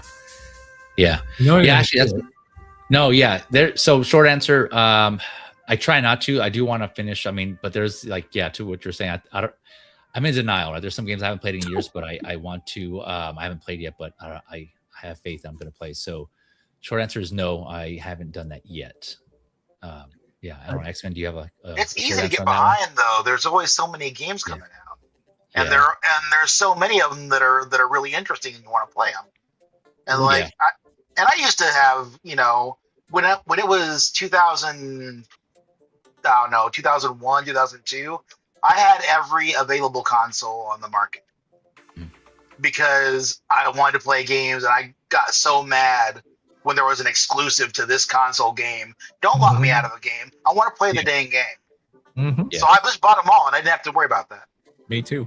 And I had so many games, and I would play them, it would take a lot longer to get through them, of course, because you're always switching back and forth. But like eventually I would get through them. And there were a couple that I probably didn't finish. And when you're a kid, it's even worse because you got so much more, and then like your attention is going everywhere.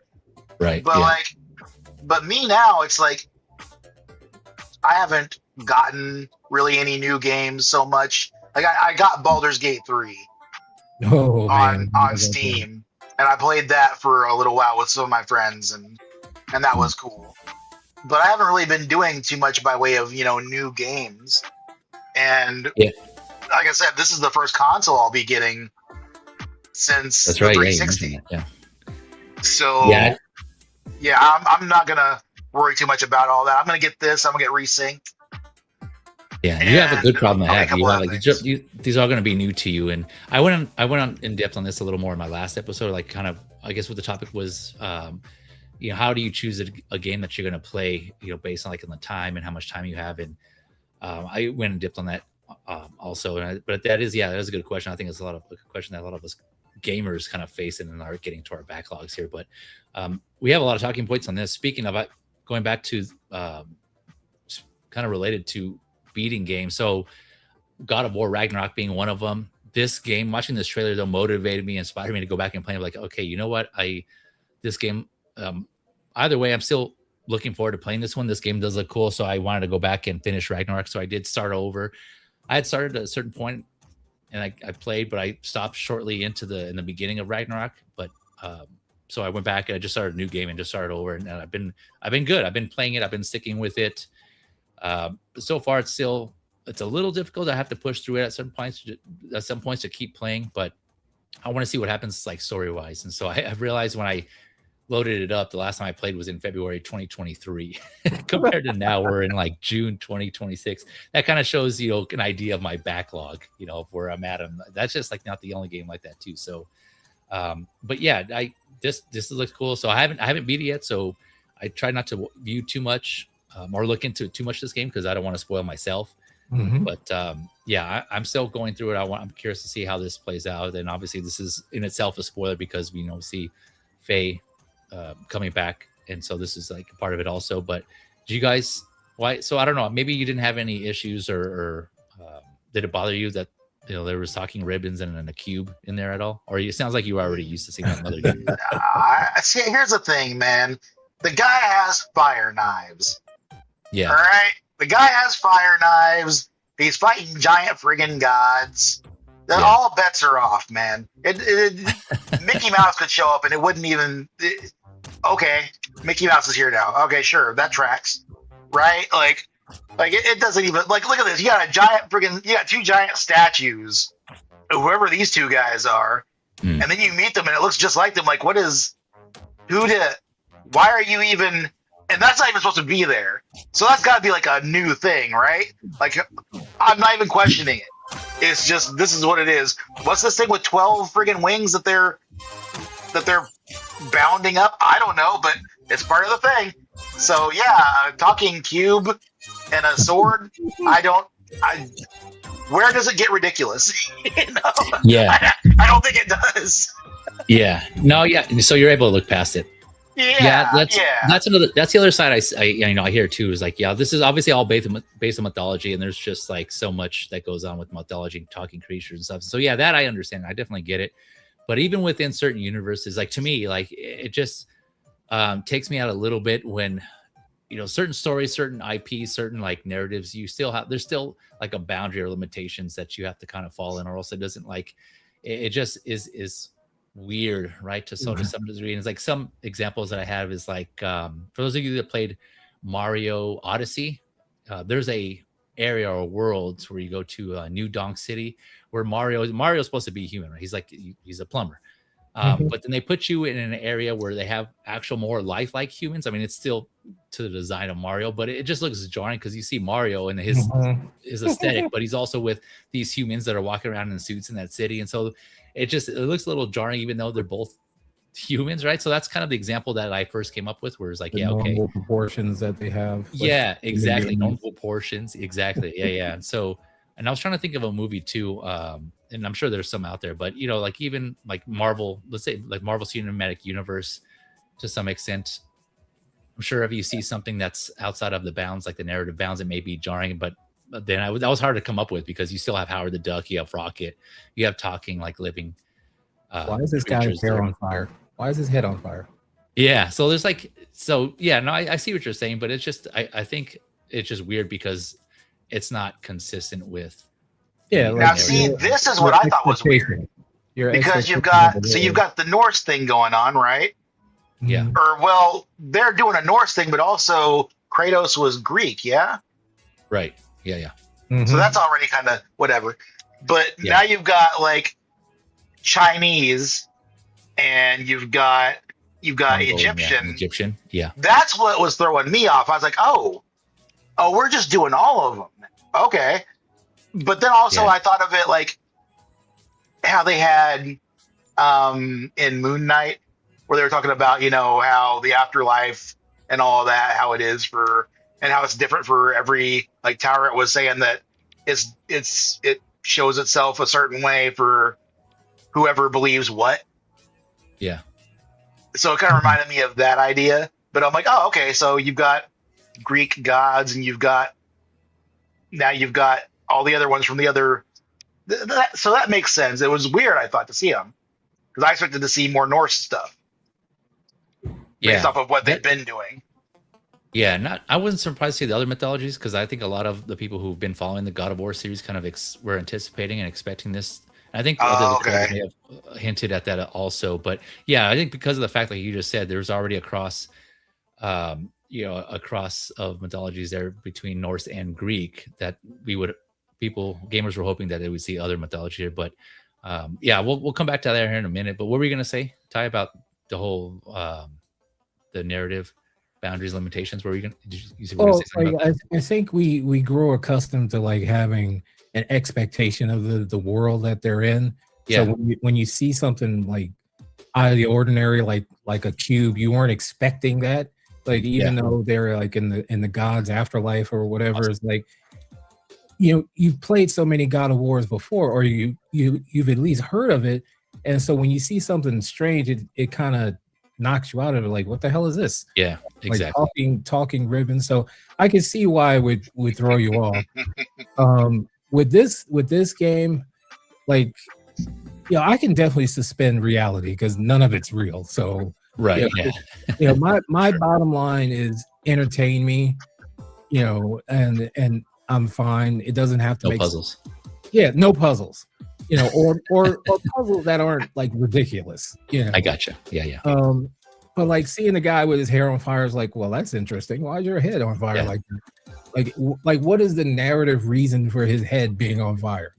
Like, he looks interesting, but but it doesn't take me out of it. It's like, okay, this guy, or the 9-tailed fox thing that they were messing with is like, okay, like I know I'm not going to see that when I'm walking down the street, so I'm all right because I want to escape. Like, take me away from what I'm doing. I didn't expect to see a gelatinous cube with a sword in it and a talking ribbon, and I was like, this is all different. No, exactly. And and maybe it may make sense in the game itself, and when it comes out, like I said, I'm keeping an open mind, and maybe like I may get over it, and just like it may make sense, or he may transform. Maybe he's a shapeshifter. He might transform into like, it was like there'd be maybe some narrative where she just has some sort of, it bothers her also, and then he transforms into something more familiar, or like something that is like she can relate to. So maybe it's some sort of human-like form. I don't know. We'll see how that plays out. But when I first saw this, it just it took me a little out of it because, like you were saying, Ty, I'm just not I wasn't I don't think used to seeing it like that in the God of War franchise. I'm like, what is this, Kiwi's Playhouse now? Like, what's going on here? We got like talking cubes and talking chairs and what? What the hell's going on? It's Andy's room. Yeah, it's Andy's. Yeah. It looks like they're using the cube sort of like how you played with what's the son, Atreides? Yeah. Like you could have him come in and help you during a fight. It looks like he's going to be the new Atreus. Yeah, Yeah, and you like go and jumped, and like you can see him come out of the screen, flying on the screen and hit somebody in the head. He was hitting the guy she was fighting. Cube was fighting, but then when she was talking to the sword, like no, I'm a ribbon. I'm like, what? Yeah, the sword's not alive. The ribbons are alive. Yeah, the ribbons are alive, not the sword. Like, okay, why is the sword in the cube? Yeah, I had no idea what's going on there. Yeah, you guys don't kink shame the cube. Yeah, I'm pretty sure there's some mythology behind it too. And again, they're probably explaining the background. You ever heard of that story, the sword in the cube? It's like, all right, the talking cube, stone, but not the cube. With a sword in it, and the ribbon is talking, but the sword is not alive. The ribbon is. Yeah. Right? Yeah. All right. I guess that's what we're going with. Yeah. And again, they're in the afterlife of the gods. There's, the director, who's the game director, Ariel Lawrence, right? So it's Ariel Lawrence directing this one. She did say there's going to be more. I think she touched on that, the aspect of the whole ribbons in the cube, that this is more a magical, fantastical world, like as if it wasn't already, right? But this is the afterlife of the gods, right? So there's more emphasis on that stuff here within this realm or this world here. So yeah, it sounds like they already have a direction, but we'll see if it's how well they execute it and if it comes through okay and story wise. But maybe they are maybe they are related to Arthurian legend. Maybe he was in a cube and they just didn't know how to translate it to cube. It's like a stone. And maybe the lady in the lake was the ribbons. Ooh. What mythology would that be though? That'd be Arthurian stuff. The lady in the lake, the sword in the stone, Merlin and all that. Is that just tied to a religion, or because there's Greek mythology, it's just Western stuff. Just Western stuff. It's just it's not like religion. It's just legend. Just limit the. It's all legend. Yeah. It's all myth. All legend stuff. Yeah. Some of it's based on because there's. I mean that could be a possibility. I don't know. Maybe but there seems like they're all based on some sort of cultural mythology here, and kind of like what you were mentioning, right? So the two gods I showed earlier, they were both god of wars in their own mythology. So Sekhmet being the goddess of war for Egyptian mythology, and then the Mongolian deity / lord of war is Bexi. I think that's how you say his name. That was the god with the flaming head. So those. Oh, she's Sekhmet. Yeah, she's Sekhmet. Yeah. I feel so foolish now because when he said Sekhmet, I thought he meant it was Sekhmet showing up causing ruckus, and then I thought she was more like the. Oh, that makes sense. Okay, that makes more sense. Yeah. Okay, I was not following.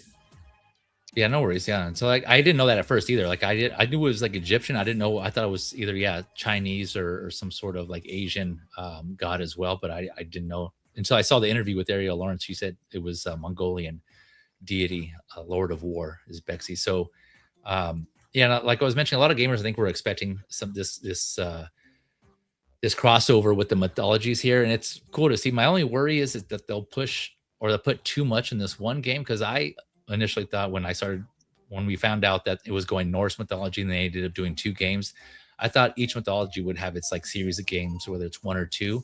So Egyptian would have one Egyptian base and then have a sequel, and the same thing with any other, a Chinese or Japanese lore and mythology, kind of go from there. So maybe they still can do that. Not to say that they won't. Maybe this is a transition to that and they can kind of branch off, but I just hope they just don't force or cram too much in one game. So that's my only concern. I don't know, what are you guys' thoughts on that? Probably not. It'll probably be fine. I'm sure these are just, the baddies of the game, and there will probably be other nods here and there to whatever it was. But I'm sure they made sense of how they fit. Yeah, because I would like them to explore fully all the other gods and deities of those other mythologies. Right? So Egyptian, there's just so many gods and deities there that they can that can be its own series. And again, the same thing with Chinese mythology and any other mythologies in there as well. So I would hate for them to kind of shortchange them and not go as deep into them. But then again, I see how long do they want to keep this series going too, right? They're probably thinking the future, thinking ahead. As long as what's that? As long as it sells, they'll keep it going.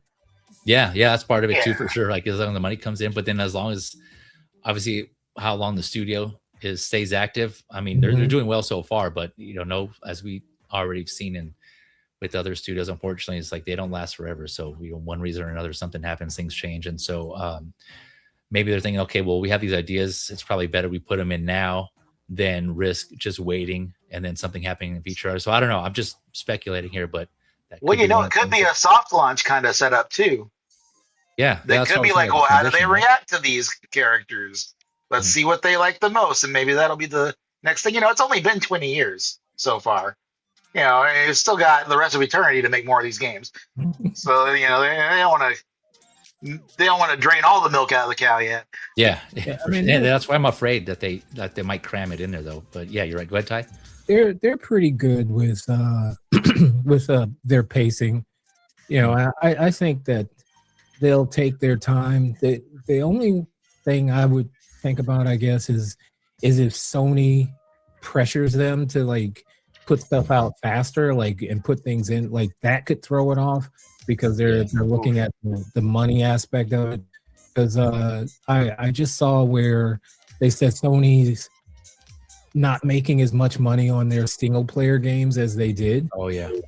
Like even though like Spider-Man Soul and Ghosts of Yote, they've seen a decline, and like that's one reason why they're not going to put their single player games on PC anymore, because they want to bring everything to the PlayStation console. So as long as they don't look at it financially, I think they'll be okay, and just let the studio do what they do. Because these guys have proven they can do God of War, so just let them do it. But if they start thinking money, like, oh, we got to get more money, we got to get multiplayer and all this kind of nonsense, that's when we're going to run into trouble, because that's when games get bad.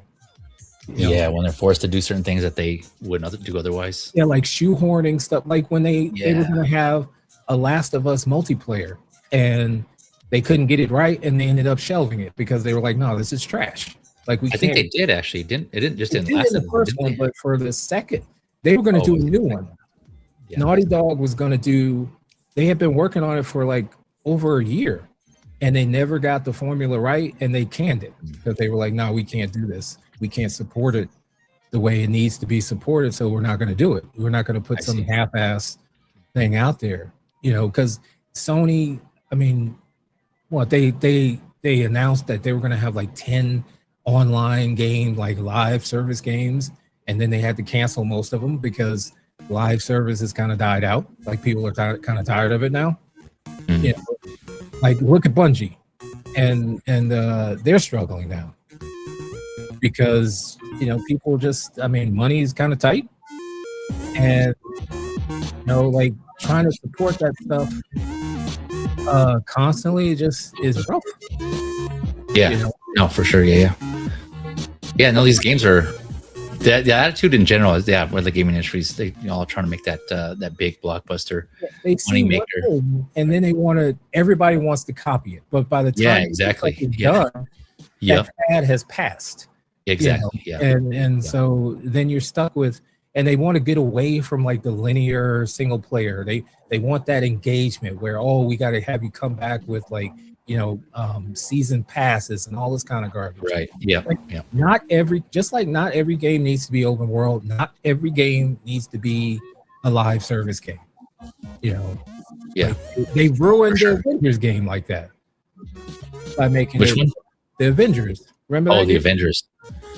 I haven't played that one. Yeah. I haven't played that. I heard. Yeah, I didn't hear good things about that. Yeah, that's probably why I just said that reason. The single player was good because the developer, that's what they were known for. They did the Tomb Raider stuff. They were known for single player games, but they forced them to do live service, and it was trash. Like the levels were the same all the time. Like you fought the same enemies, and people just fell off of it. If they had just left it as a single player experience with some DLC, it would have been fine. But now that the game got left by the wayside.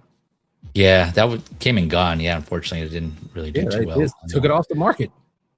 Yeah, but for the going back to the gods here, yeah, maybe you have a point there, Xman, where they're probably kind of doing this to see what direction they would go from here and what series they would focus on as far as the next mythology, since this one's about to wrap up this the Norse mythology aspect. I presume, I don't know. Again, I'm speculating here, but yeah, that could be a thing too, where they're just kind of getting a feel, like you said, for which character or which mythology.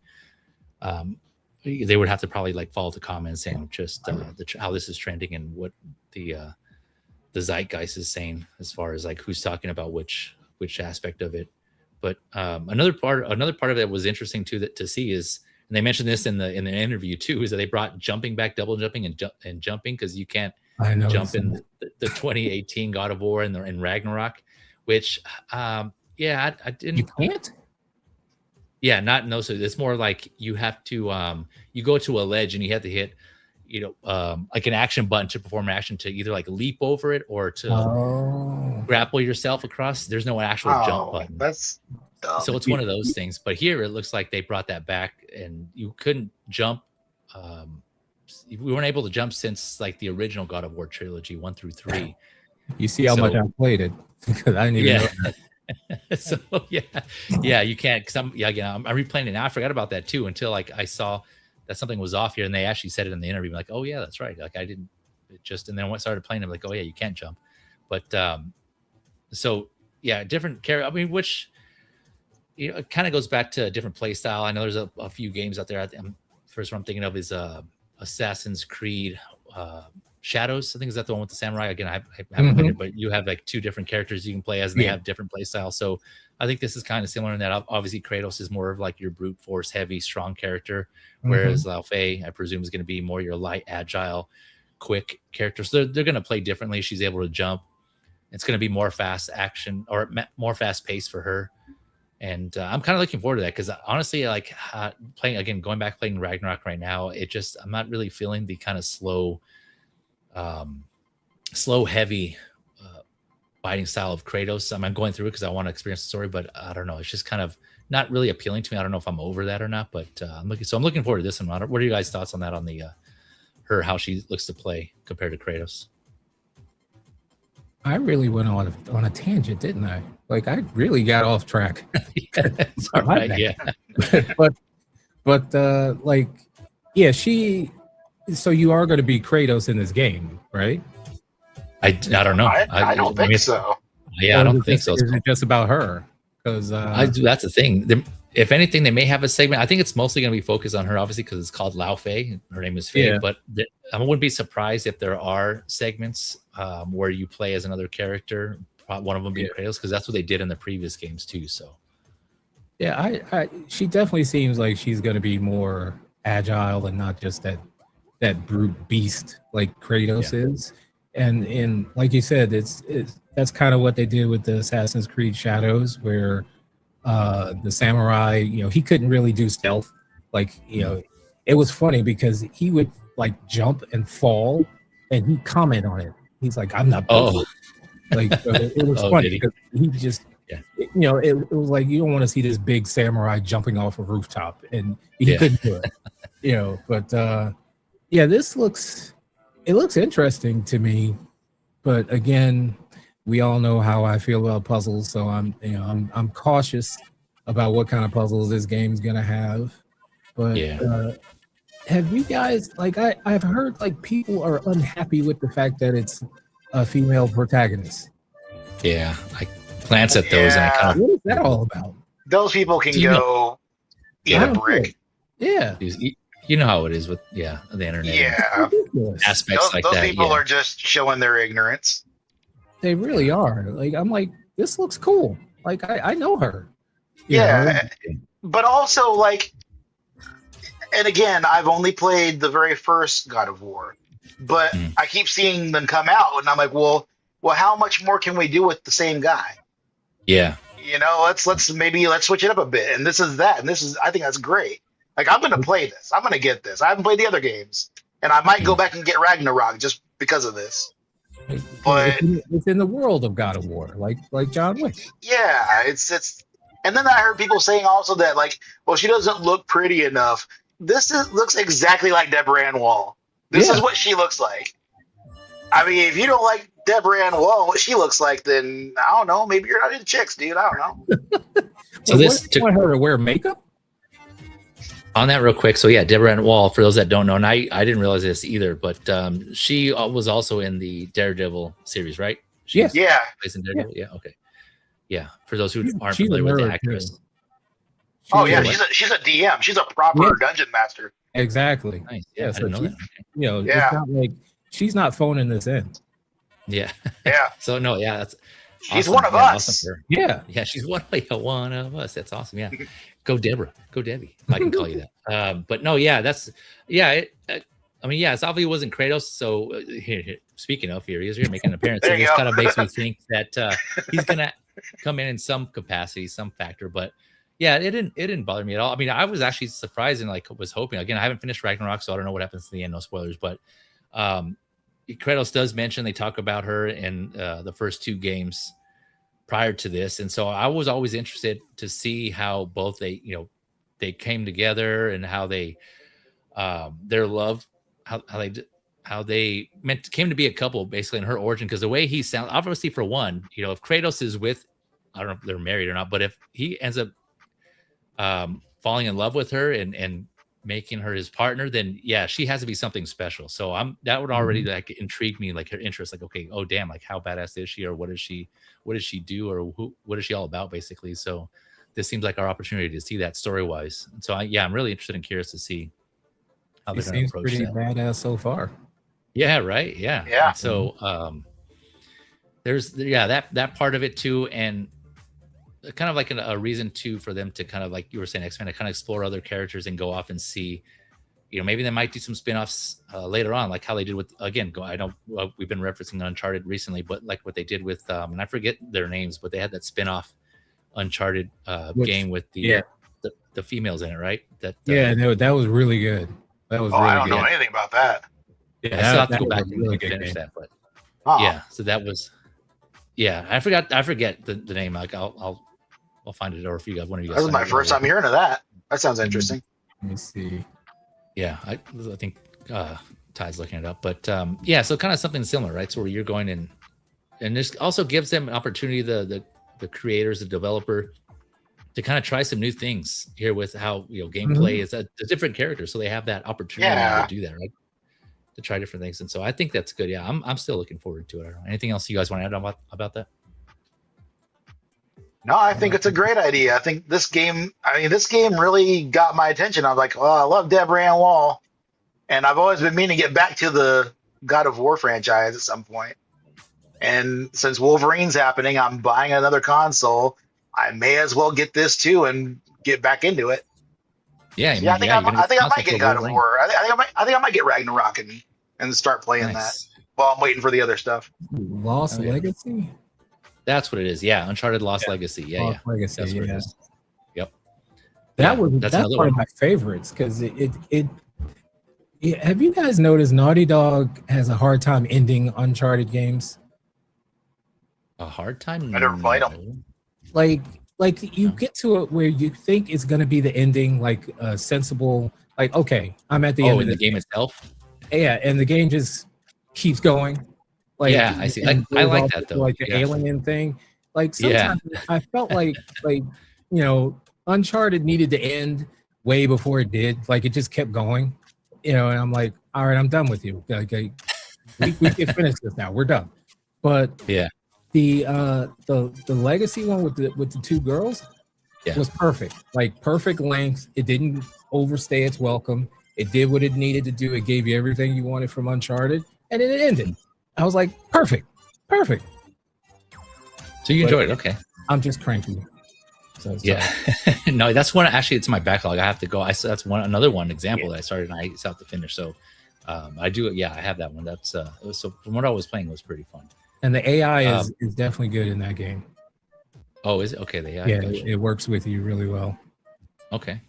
I was going to touch on another thing, going back to the afterlife and like the concept and the theme of this. Again, this being the afterlife of the gods, a lot of people were kind of speculating and thinking that maybe we could see gods from the previous God of War back in here. So from the original trilogy and from the previous, so the Greek and Norse gods that you kind of cross paths with with in the previous games, there's a possibility we could see them here. So I don't know. Maybe there could be Oh something, yeah, have Zeus show story-wise. up, try hit. Yeah. Yeah. Yep. Zeus, Ares, yeah, which would be kind of interesting to see all these other God of Wars or previous gods teaming up, and yeah, I'm really curious to see where the story goes with this in that aspect. Yeah, you don't want to just lock into just okay, what is Kratos up to now? Like, let's see. Yeah. You So I don't have a problem with this at all. Like, you just don't want to box yourself into that. And, right, exactly. Yeah. And like this is a way for them to tell a story, give you a God of War experience without just it's Kratos again. Like, okay. Yeah. Yeah, I think because after a while, I think there will be a point where people just kind of get over it. Yeah, what's he doing now? Yeah, so I think they're just like trying to get ahead of that. Yeah, I can see that. Like just them going into the Norse mythology was a big thing because people were like, yeah, I'm kind of done with what he's done already, and seeing that this Kratos where he's older and he's a little more grizzled, he's not that super angry dude that was in the previous games, and it was refreshing. It was different, Yeah, I was really stoked and excited when I found that was going to be the case. Yeah, and I got that's one of the games I got the collector's edition for was the 2018 God of War. Yeah, because I mean, this Kratos here, you look at him with the beard and all. That's not the Kratos from the original games, the trilogy. Yeah, yeah. And he's a father, so you get to see that dynamic. So yeah, I love that. I think they did. I think it's smart because if you keep doing the same old thing, it's just the same old thing. Like people are gonna be like, well, it's just another Kratos game. Yeah, yeah. It's a little background on Ariel Lawrence too, because I wasn't familiar with her, but I saw that. Like I said, I saw that interview.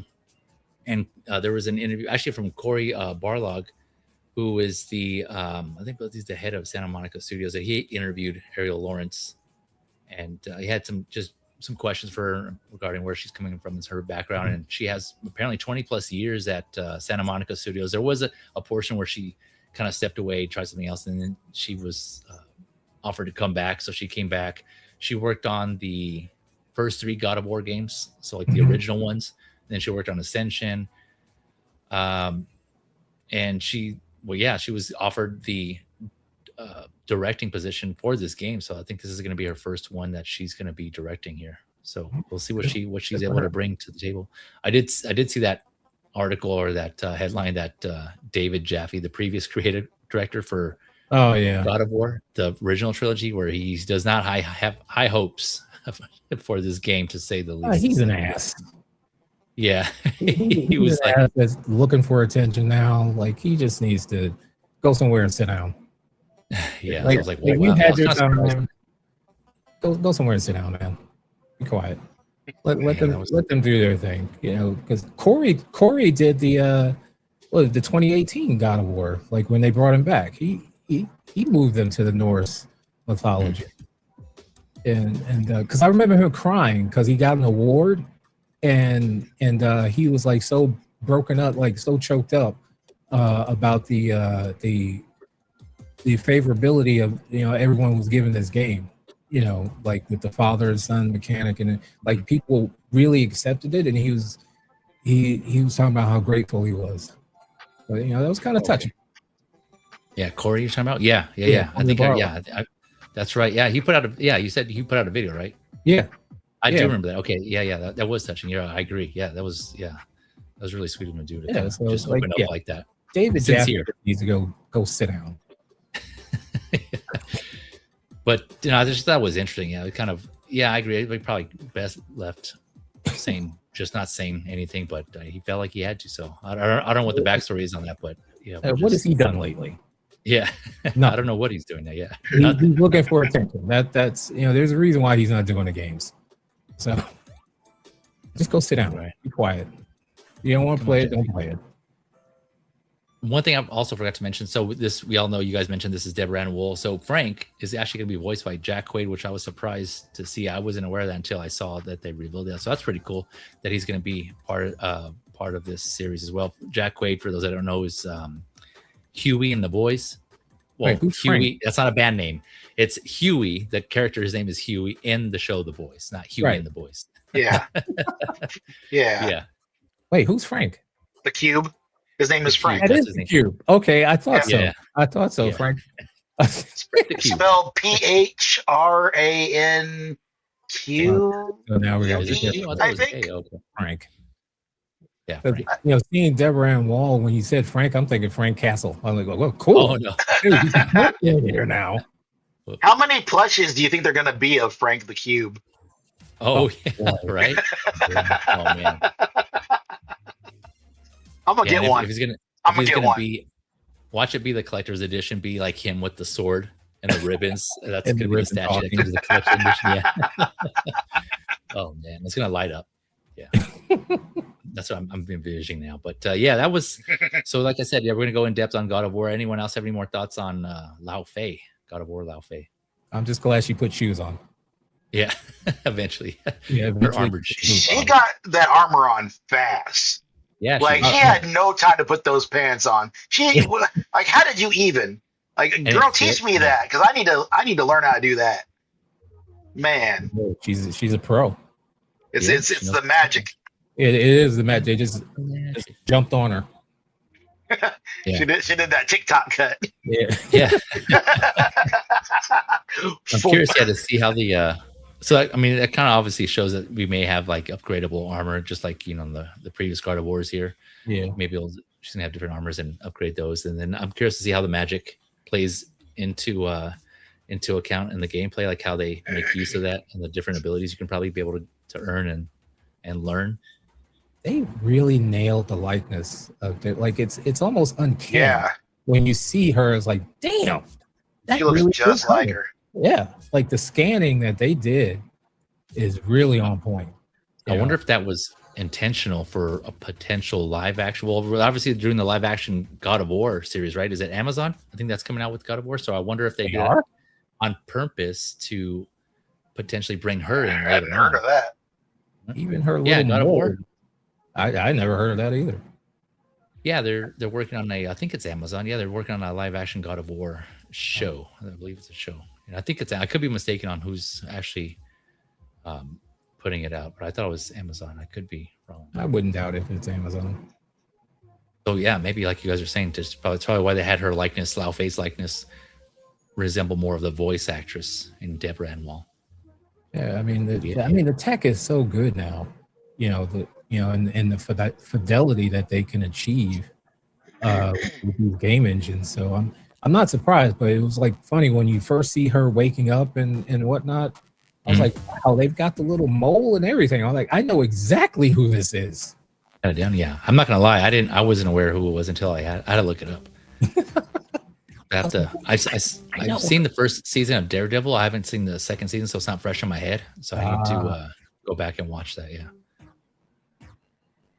But yeah, so that was God of War, Laufey, and that was the end. So that ended the State of Play 2026 Sony State of Play. Quite a few games to look forward to. These main two being Wolverine and God of War for I think all of us here on the panel, and some other ones sprinkled in there.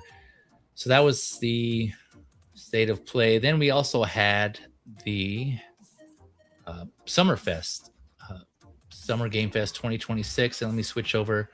And again, there's so many games here that were announced for this one. I know we're already coming up here on over 2 hours, so don't want to keep you guys too long. But is there anything in particular you guys want to discuss? Xman, any games? Did you get a chance to watch that best of video? Yeah, I watched it, and shared? there's several things kind of caught my eye, but it's like, what is up with Tupac? Oh yeah. So what the heck is that? We'll jump to that was one of the ones that kind of stood out to me too. I was like, what is this? So he's talking about this Stranger Than Heaven game. Never mind the cube. What's Tupac doing there? Yeah. Yeah, I know, right? Well, that is not consistent with mythology in this one yet. We see all of this, and I'm like, oh, so it's gonna be like another like Shenmue or something. And then Tupac shows up. What? Isn't this a Like a Dragon game? I have no idea. I don't know anything about this game, I'm not gonna lie. Because they are known for their weirdness in those games. So it wasn't surprising. Like I saw Snoop Dogg, and I was like, okay, Snoop's in this. And then when I saw Tupac, I'm like, wait a minute, I had to do a double take. Like, yeah, I was like, well, yeah, real quick, I wanted to stop on this because this reminds me of like a Tarantino movie. Yeah.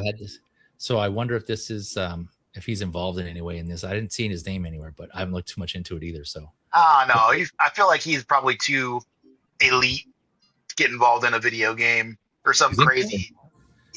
He's always on something. He's on something, yeah. Yeah. These developers, they're usually they're different.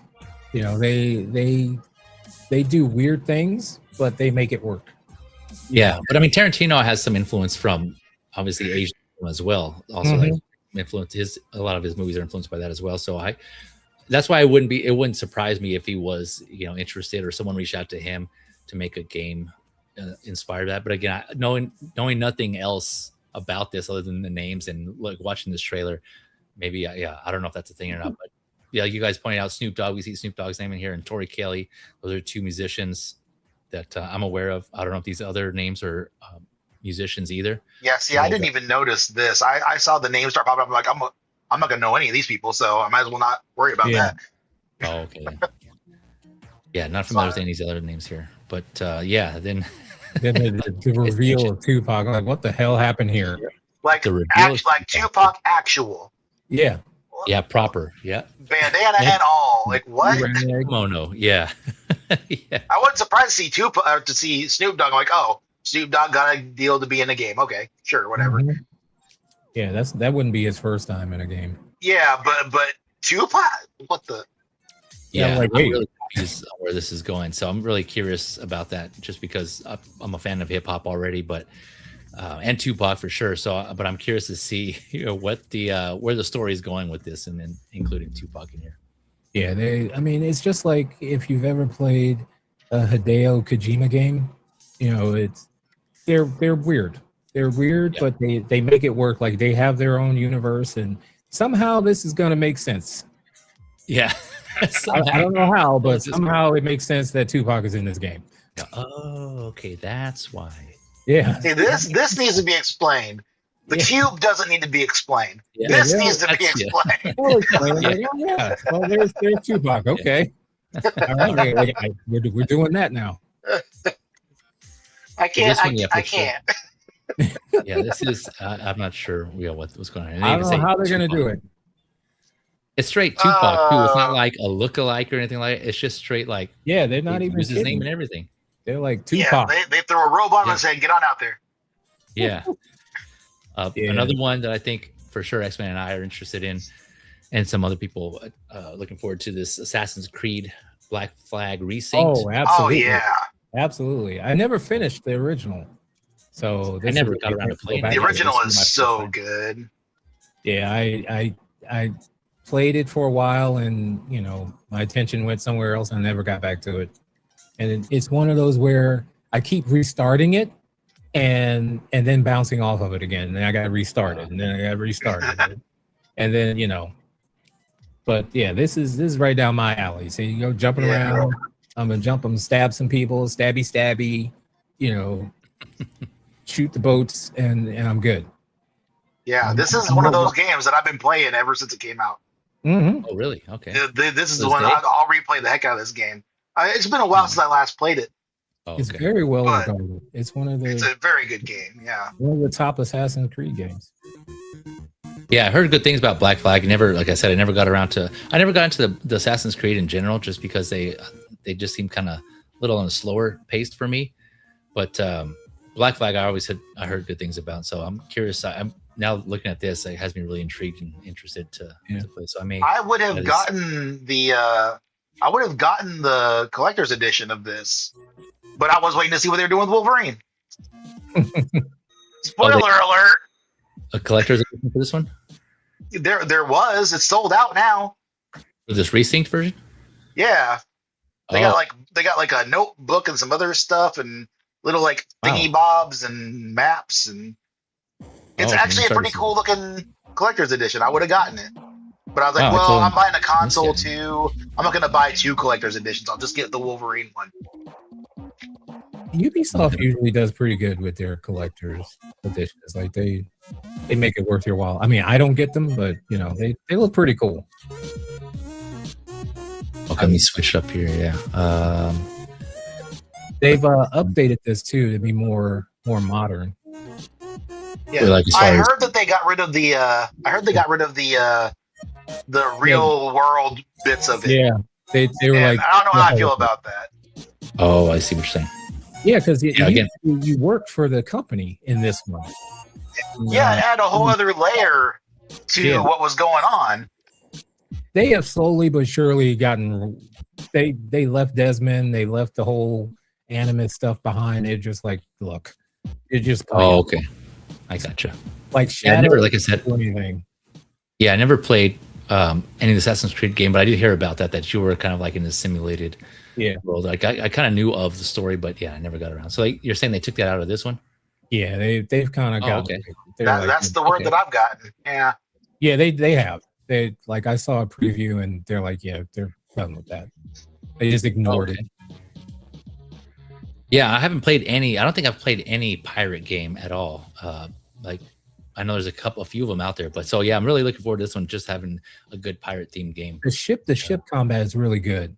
It is. Okay. You know, and then you can send the ships. You collect ships, like you catch them, and then you name your own captain for them. So you build your own your own fleet, and you can send them on missions to gather resources while you're playing the rest of the game. It's friggin' cool, man. They've added so cool. They've added a couple of characters like in story arcs in this that I believe they did. Yeah. They've changed it up a little bit. It's not an exact remake. Oh, okay. So it's it's a remake, not a remaster. Yeah. Right. So because they've added some stuff and taken some stuff out. Like the people were saying they weren't so sure about how they felt about the combat, because it used to be if you knocked a guy down and he had like a big club or an axe, you could pick that up and kill somebody with it. This one doesn't let you do that. I've heard that too. That's a little disappointing. Yeah, but that is like they don't understand why, but they just didn't do it. But we'll see. I hope this does well. I hope this does well enough that those other meatheads are finally like, oh, hey, yeah, maybe let's go ahead and do the friggin' KOTOR remake, since this one did good. Because that's the only way they understand how to do anything. Like, they announced that the same day they announced Wolverine 5 years ago, and then they put it on the back burner, and it's not going to happen. They're not going to do it. And it's stupid. But maybe if this does well, maybe they'll pull their heads out and be like, yeah, okay, they'll buy this, maybe they'll buy that, okay. Was it really 5 years ago they announced it? Was, yeah, it was 2000, what was it? 2021, I believe. Jesus. I did the math the other day, and I'm pretty sure I came up to 5 years. It was a long freaking time ago. I wasn't collecting Wolverine? 6 scale. Yeah. I wasn't collecting 6 scale back then. I didn't start collecting 6 scale until 2022. It seems like it was only maybe like, a year ago or a year or two ago they announced it. Where the hell? Dang, I wish. I had no sense of time. I've been waiting for these games ever since, and it's been a very disappointing 5 years. Yeah, I didn't realize it was that long either. I thought it was like sooner, but damn, like I said, I haven't really been keeping track either. I just like been anticipating, but I haven't been following.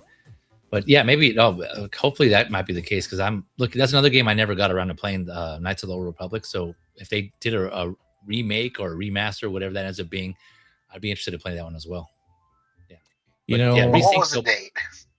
Yeah, September of 2021. Wow. During a PlayStation, it was during a PlayStation showcase. I swear to you, I felt like it at the most it was like 2 years ago. No, they showed Wolverine. They showed Revan right after that, and I was like, oh man, these are going to be the best games ever. And then they kept cutting back on it, slowing down. They gutted the studio. Yeah, it all depends on who gets it, because like Ubisoft is going to put out an Assassin's Creed game. They got to, because that's their bread and butter. They're going to give you Assassin's Creed, and this will kind of probably build up to the next one that they're going to put out. But this gives you, get you all good in the feeling department. Like Black Flag, one of the most loved Assassin's Creed games. Get you in that good mood, and then they'll drop a new Assassin's Creed on you. But like with the KOTOR remake, you give it to some of these developers and they don't know what they're doing, and then they get gutted, and then they redo stuff, then they change engines, and then it's like, it's never going to come out. It's like whoever is actually going to handle it. It all depends. Like you can count on certain companies, and some you're like, okay, I'll believe what I see.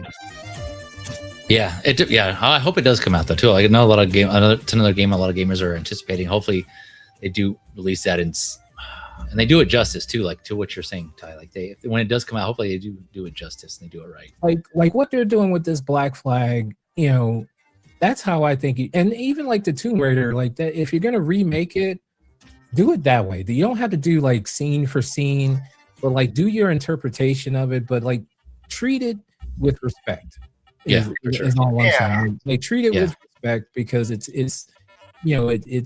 means a lot to a lot of people.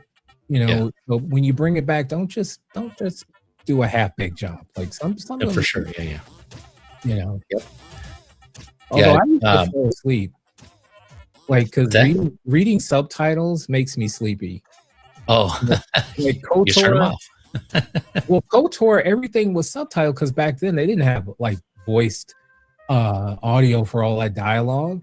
So every time I tried to play it, I fell asleep. I see. I fell asleep with the controller in my hand. Yeah, for the main character especially, but also you had different alien races speaking their languages. I never. So okay. Controller in hand, I fell asleep and I was so mad. Oh yeah, no, I was enthralled. I just can't do it. Yeah, it sounds like there'd be a lot of audio though for those for that game though. So now I don't know, maybe because it's not a cartridge or CD. It's Yeah, but they would have to hire if they're starting from scratch, they would have to hire a whole voice cast. Hey, that's their problem. Yeah, we want the good stuff, so that that's something they need to take care of. That's not my issue. Like, you do what you got to do. Just get this game out. We shall see. Yeah. Either way, I just personally would be happy they come out with it and have new gamers experience the game. But going back to this Summer Game Fest, this is another one here that I was a little disappointed not to see. We didn't get to see some gameplay, but this is the last Ronin game. I know. Oh yeah. Some rumors on this one too. Yeah. But this is more of like a teaser. We didn't. Yeah. No. Unfortunately, there's no gameplay on this one. But looking forward to. I'm a big fan of Platinum Games. Though. Platinum Games. Yeah. Yeah. So I know they're speaking of fast action or fast paced action games. I know that's what they're known for here on their games. So it seems if they're with their track record and how the games that they've developed in the past, this could be a good one. So either way, I still need to go back and finish a lot of things I need to finish, man. I need to finish the book. I started reading the book on this. I have I got the what is it, the hardcover paperback, and so I need to go back. I started it and I just have to finish it up. But there was that one. Not too much on that one. What's that? I was just gonna say, if all else fails, Platinum Games will give you good action. You can count on them for that. So I have no doubts that they're gonna deliver. Yeah, I hope so. Like it's another one. Yeah, I don't doubt them either. So I just hope they. Yeah, the action. The action will be good. I don't know, if they can pull off the rest, but I think they will because they're usually pretty good. But the action will be on point. Yeah, I think. Yeah, I agree with you. I would have to say I agree with you. Other than that, speaking of kind of in and out development hell and issues, I was surprised to see this one. I just saw this earlier today. This Wolf Among Us 2 from Telltale Games. I know this has been in development for a while. I want to say, I don't know. This company in general too, Telltale Games, has been in trouble in and out of. They were done.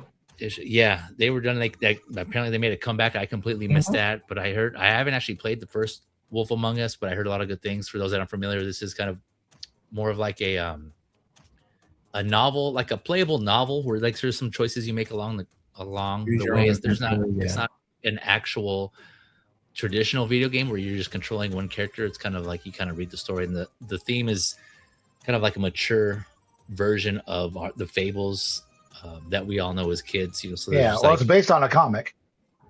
oh, is it? Oh, okay. Yeah, I think it's called Fables or something like that.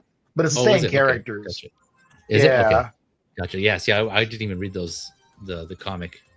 So is it inspired by, or is it an actual like translation to those? I never read them myself, so I don't know if it's like Oh, a okay. different story based on it or what. But I see, see. here's the thing Okay. for me with this game is like I want to play this, but I Mhm. still want to play the very first game. Yeah, same. And that's the problem. I bought it. Uh-oh. I bought the first game, Mhm. and I couldn't get 10 minutes through it without it freezing up and no Oh, longer no. playing. So I took it back. I got another one. Same problem. Oh, physical. Yes. Eventually later on, I got it on Steam. I'm like, okay, now I can finally play this game. Same problem. No. Really? I don't get it. I've never. This game has always been unplayable to me. Wow. I don't know why. Like physically, like I can't. It freezes and I can't do anything. And I'm very interested in playing it. I want to see this story and everything. But I gave up on it because I'm like, what am I supposed to friggin' Oh, do? that sucks. Interesting. So like playing this one, I don't even know if I want to bother with it. Have you tried to play the first one recently? Not in the last like year, Oh, okay. but I finally got together and kind of put together a chintzy PC, so I could get on and get on Steam and everything, because that's Right. how I play Baldur's Gate 3. Mm. And I saw Wolf Among Us. I said, well, hey, this is my chance. Nope. Wow. I don't know why. I really that don't sucks, know why. Man, yeah, that really sucks. I'm curious now to see if other people had it the similar issue. Have you played this, Ty? And have you played the first one? I played the first one a little. I have it on Steam. I mean, I haven't tried to play it in a long time, but I was able to play it though, and I never had any issues with it. My favorite Telltale was the Walking Dead. That was a really good one. So that's what made me want to get the Wolf Among Us. And I recognized this game as soon as I saw the first scene. I was like, this is a Wolf Among Us 2. I don't know why I knew that, but I did know that. Yeah, it just I had would love to kind play of it. have like a particular like animation. Like you can it's like has one of those styles where when you see it, you see it and then you know who made it. And one thing that threw me off it too is the date that I had on here was 2023. I don't know if this is an old trailer or what. I even had time to get a chance to look it up prior, but that made me then go back and read into Telltale, because I'm like, wait a minute, weren't they disbanded? Like, didn't the band split up? And so that's when I kind of started reading, like, they were, yes, but then they, I think they were brought back to life by, what is it, LRG Studio or LRG? I don't know the relationship between them, but they were working with them, and then there was like this whole ad hoc situation. Yeah, it's a mess. There was just like a lot going in, but apparently this game's still coming out. So the new date now is 2027 is the time frame they're looking to release this, even though this trailer says 2023. You ever see the documentary on Telltale?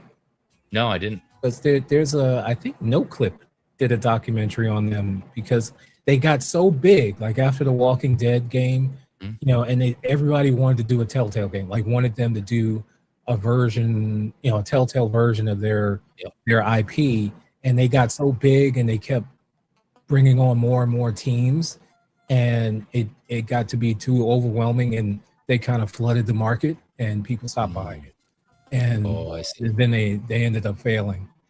But it's good to see them back now though, because they make good stuff. Yeah, I think the only one I played was like The Walking Dead. I was like episode 1, and then these are like episodic, right? They have like different episodes. Again, it's kind of like a novel style game, I don't know if not really like. I don't think point and click adventure is like the right genre. I don't know. Kinda. They kind of have like quick time events where they make you make a choice. Yeah, with the keyboard or controller really quick. But yeah, it's basically you walk to a thing and click on it. Yeah, and activate it. Yeah, it's like a story experience, more like an experience, I guess you probably would call it, right? More like not an actual game. I think they call things like this like an experience because it's not like a. What's that? I'd say point and click is a good. It's point and click. Okay. Yeah, it's because they make you make decisions too as to what to say and all that. Yeah. But you're walking in an area and you click on something to have it interact with it, and it'll change the scene. So point and click. I think that's pretty accurate. Okay. It's more about up to date, like I see. Point and click type of game. Yeah, but if you haven't played any of these games, like the main reason is just for the story, right? It's like kind of more of like you're kind of listening and you're in it for the story, not for the gameplay. So just keep that in mind. If you haven't played any of these games, that's what these games are all about. It's more like the story and the characters and this visual novel type of aspect. Yeah, it's not going to challenge you. Yeah, we have the movie canon in the house. Gio, thank you for coming through, my man. Hope you're doing well. Hola, all he says. What's up, Gio? For those of you who don't know, Gio and I did a that one movie on Obsession. So also on this channel. So if you're interested in seeing that and some other episodes on that one movie, you can check that out here. I have a playlist going for that as well. This is Pixelated series here. But yeah, you guys got anything else on Wolf Among Us? And if not, is there any other game here from this from the showcase or the Summer Game Fest you guys wanted to talk about or touch on? I love how completely unaffected Dorothy is during this whole situation. It's like, she just wants to watch a show. And then the power goes out. She's like, all right. Like that's hilarious. I love that. Yeah. And they got the Tin Man. Yeah, for those of you who've seen this, you notice that, yes, that was a Tin Man. I presume that was supposed to be the Scarecrow in there also, right? Yeah. I don't know where the lion is. Yeah, that's what I was thinking too. Like, wait a second, are they all going to show up here? But I got that too. Yeah, yeah. He was hiding in the bedroom under the bed. Yeah, like seeing the cube and the sword and the ribbon in the other game. It's like, oh, yeah, that's it. That's what's happening now. So she's very calm. She's like, just chilling. Yeah, this is going on. Yeah, I'm always curious. I've been really curious to see how these all interplayed with each other. All these tales and these fables. Again, I'm more reason why I need to go back and play the first one because I heard nothing but good things. But we also got Alistair in the house. What's up, Alistair? Thank you for coming through. Hello, Alistair. Yeah, it's me. Sorry, I don't have that clip. I don't have that clip like Gio does, so I can't play that for you. Or else I would. But thank you for coming through. Hopefully, you're having a good weekend so far. Yeah. All right, but yeah, if you guys have nothing else, here's a Scarecrow.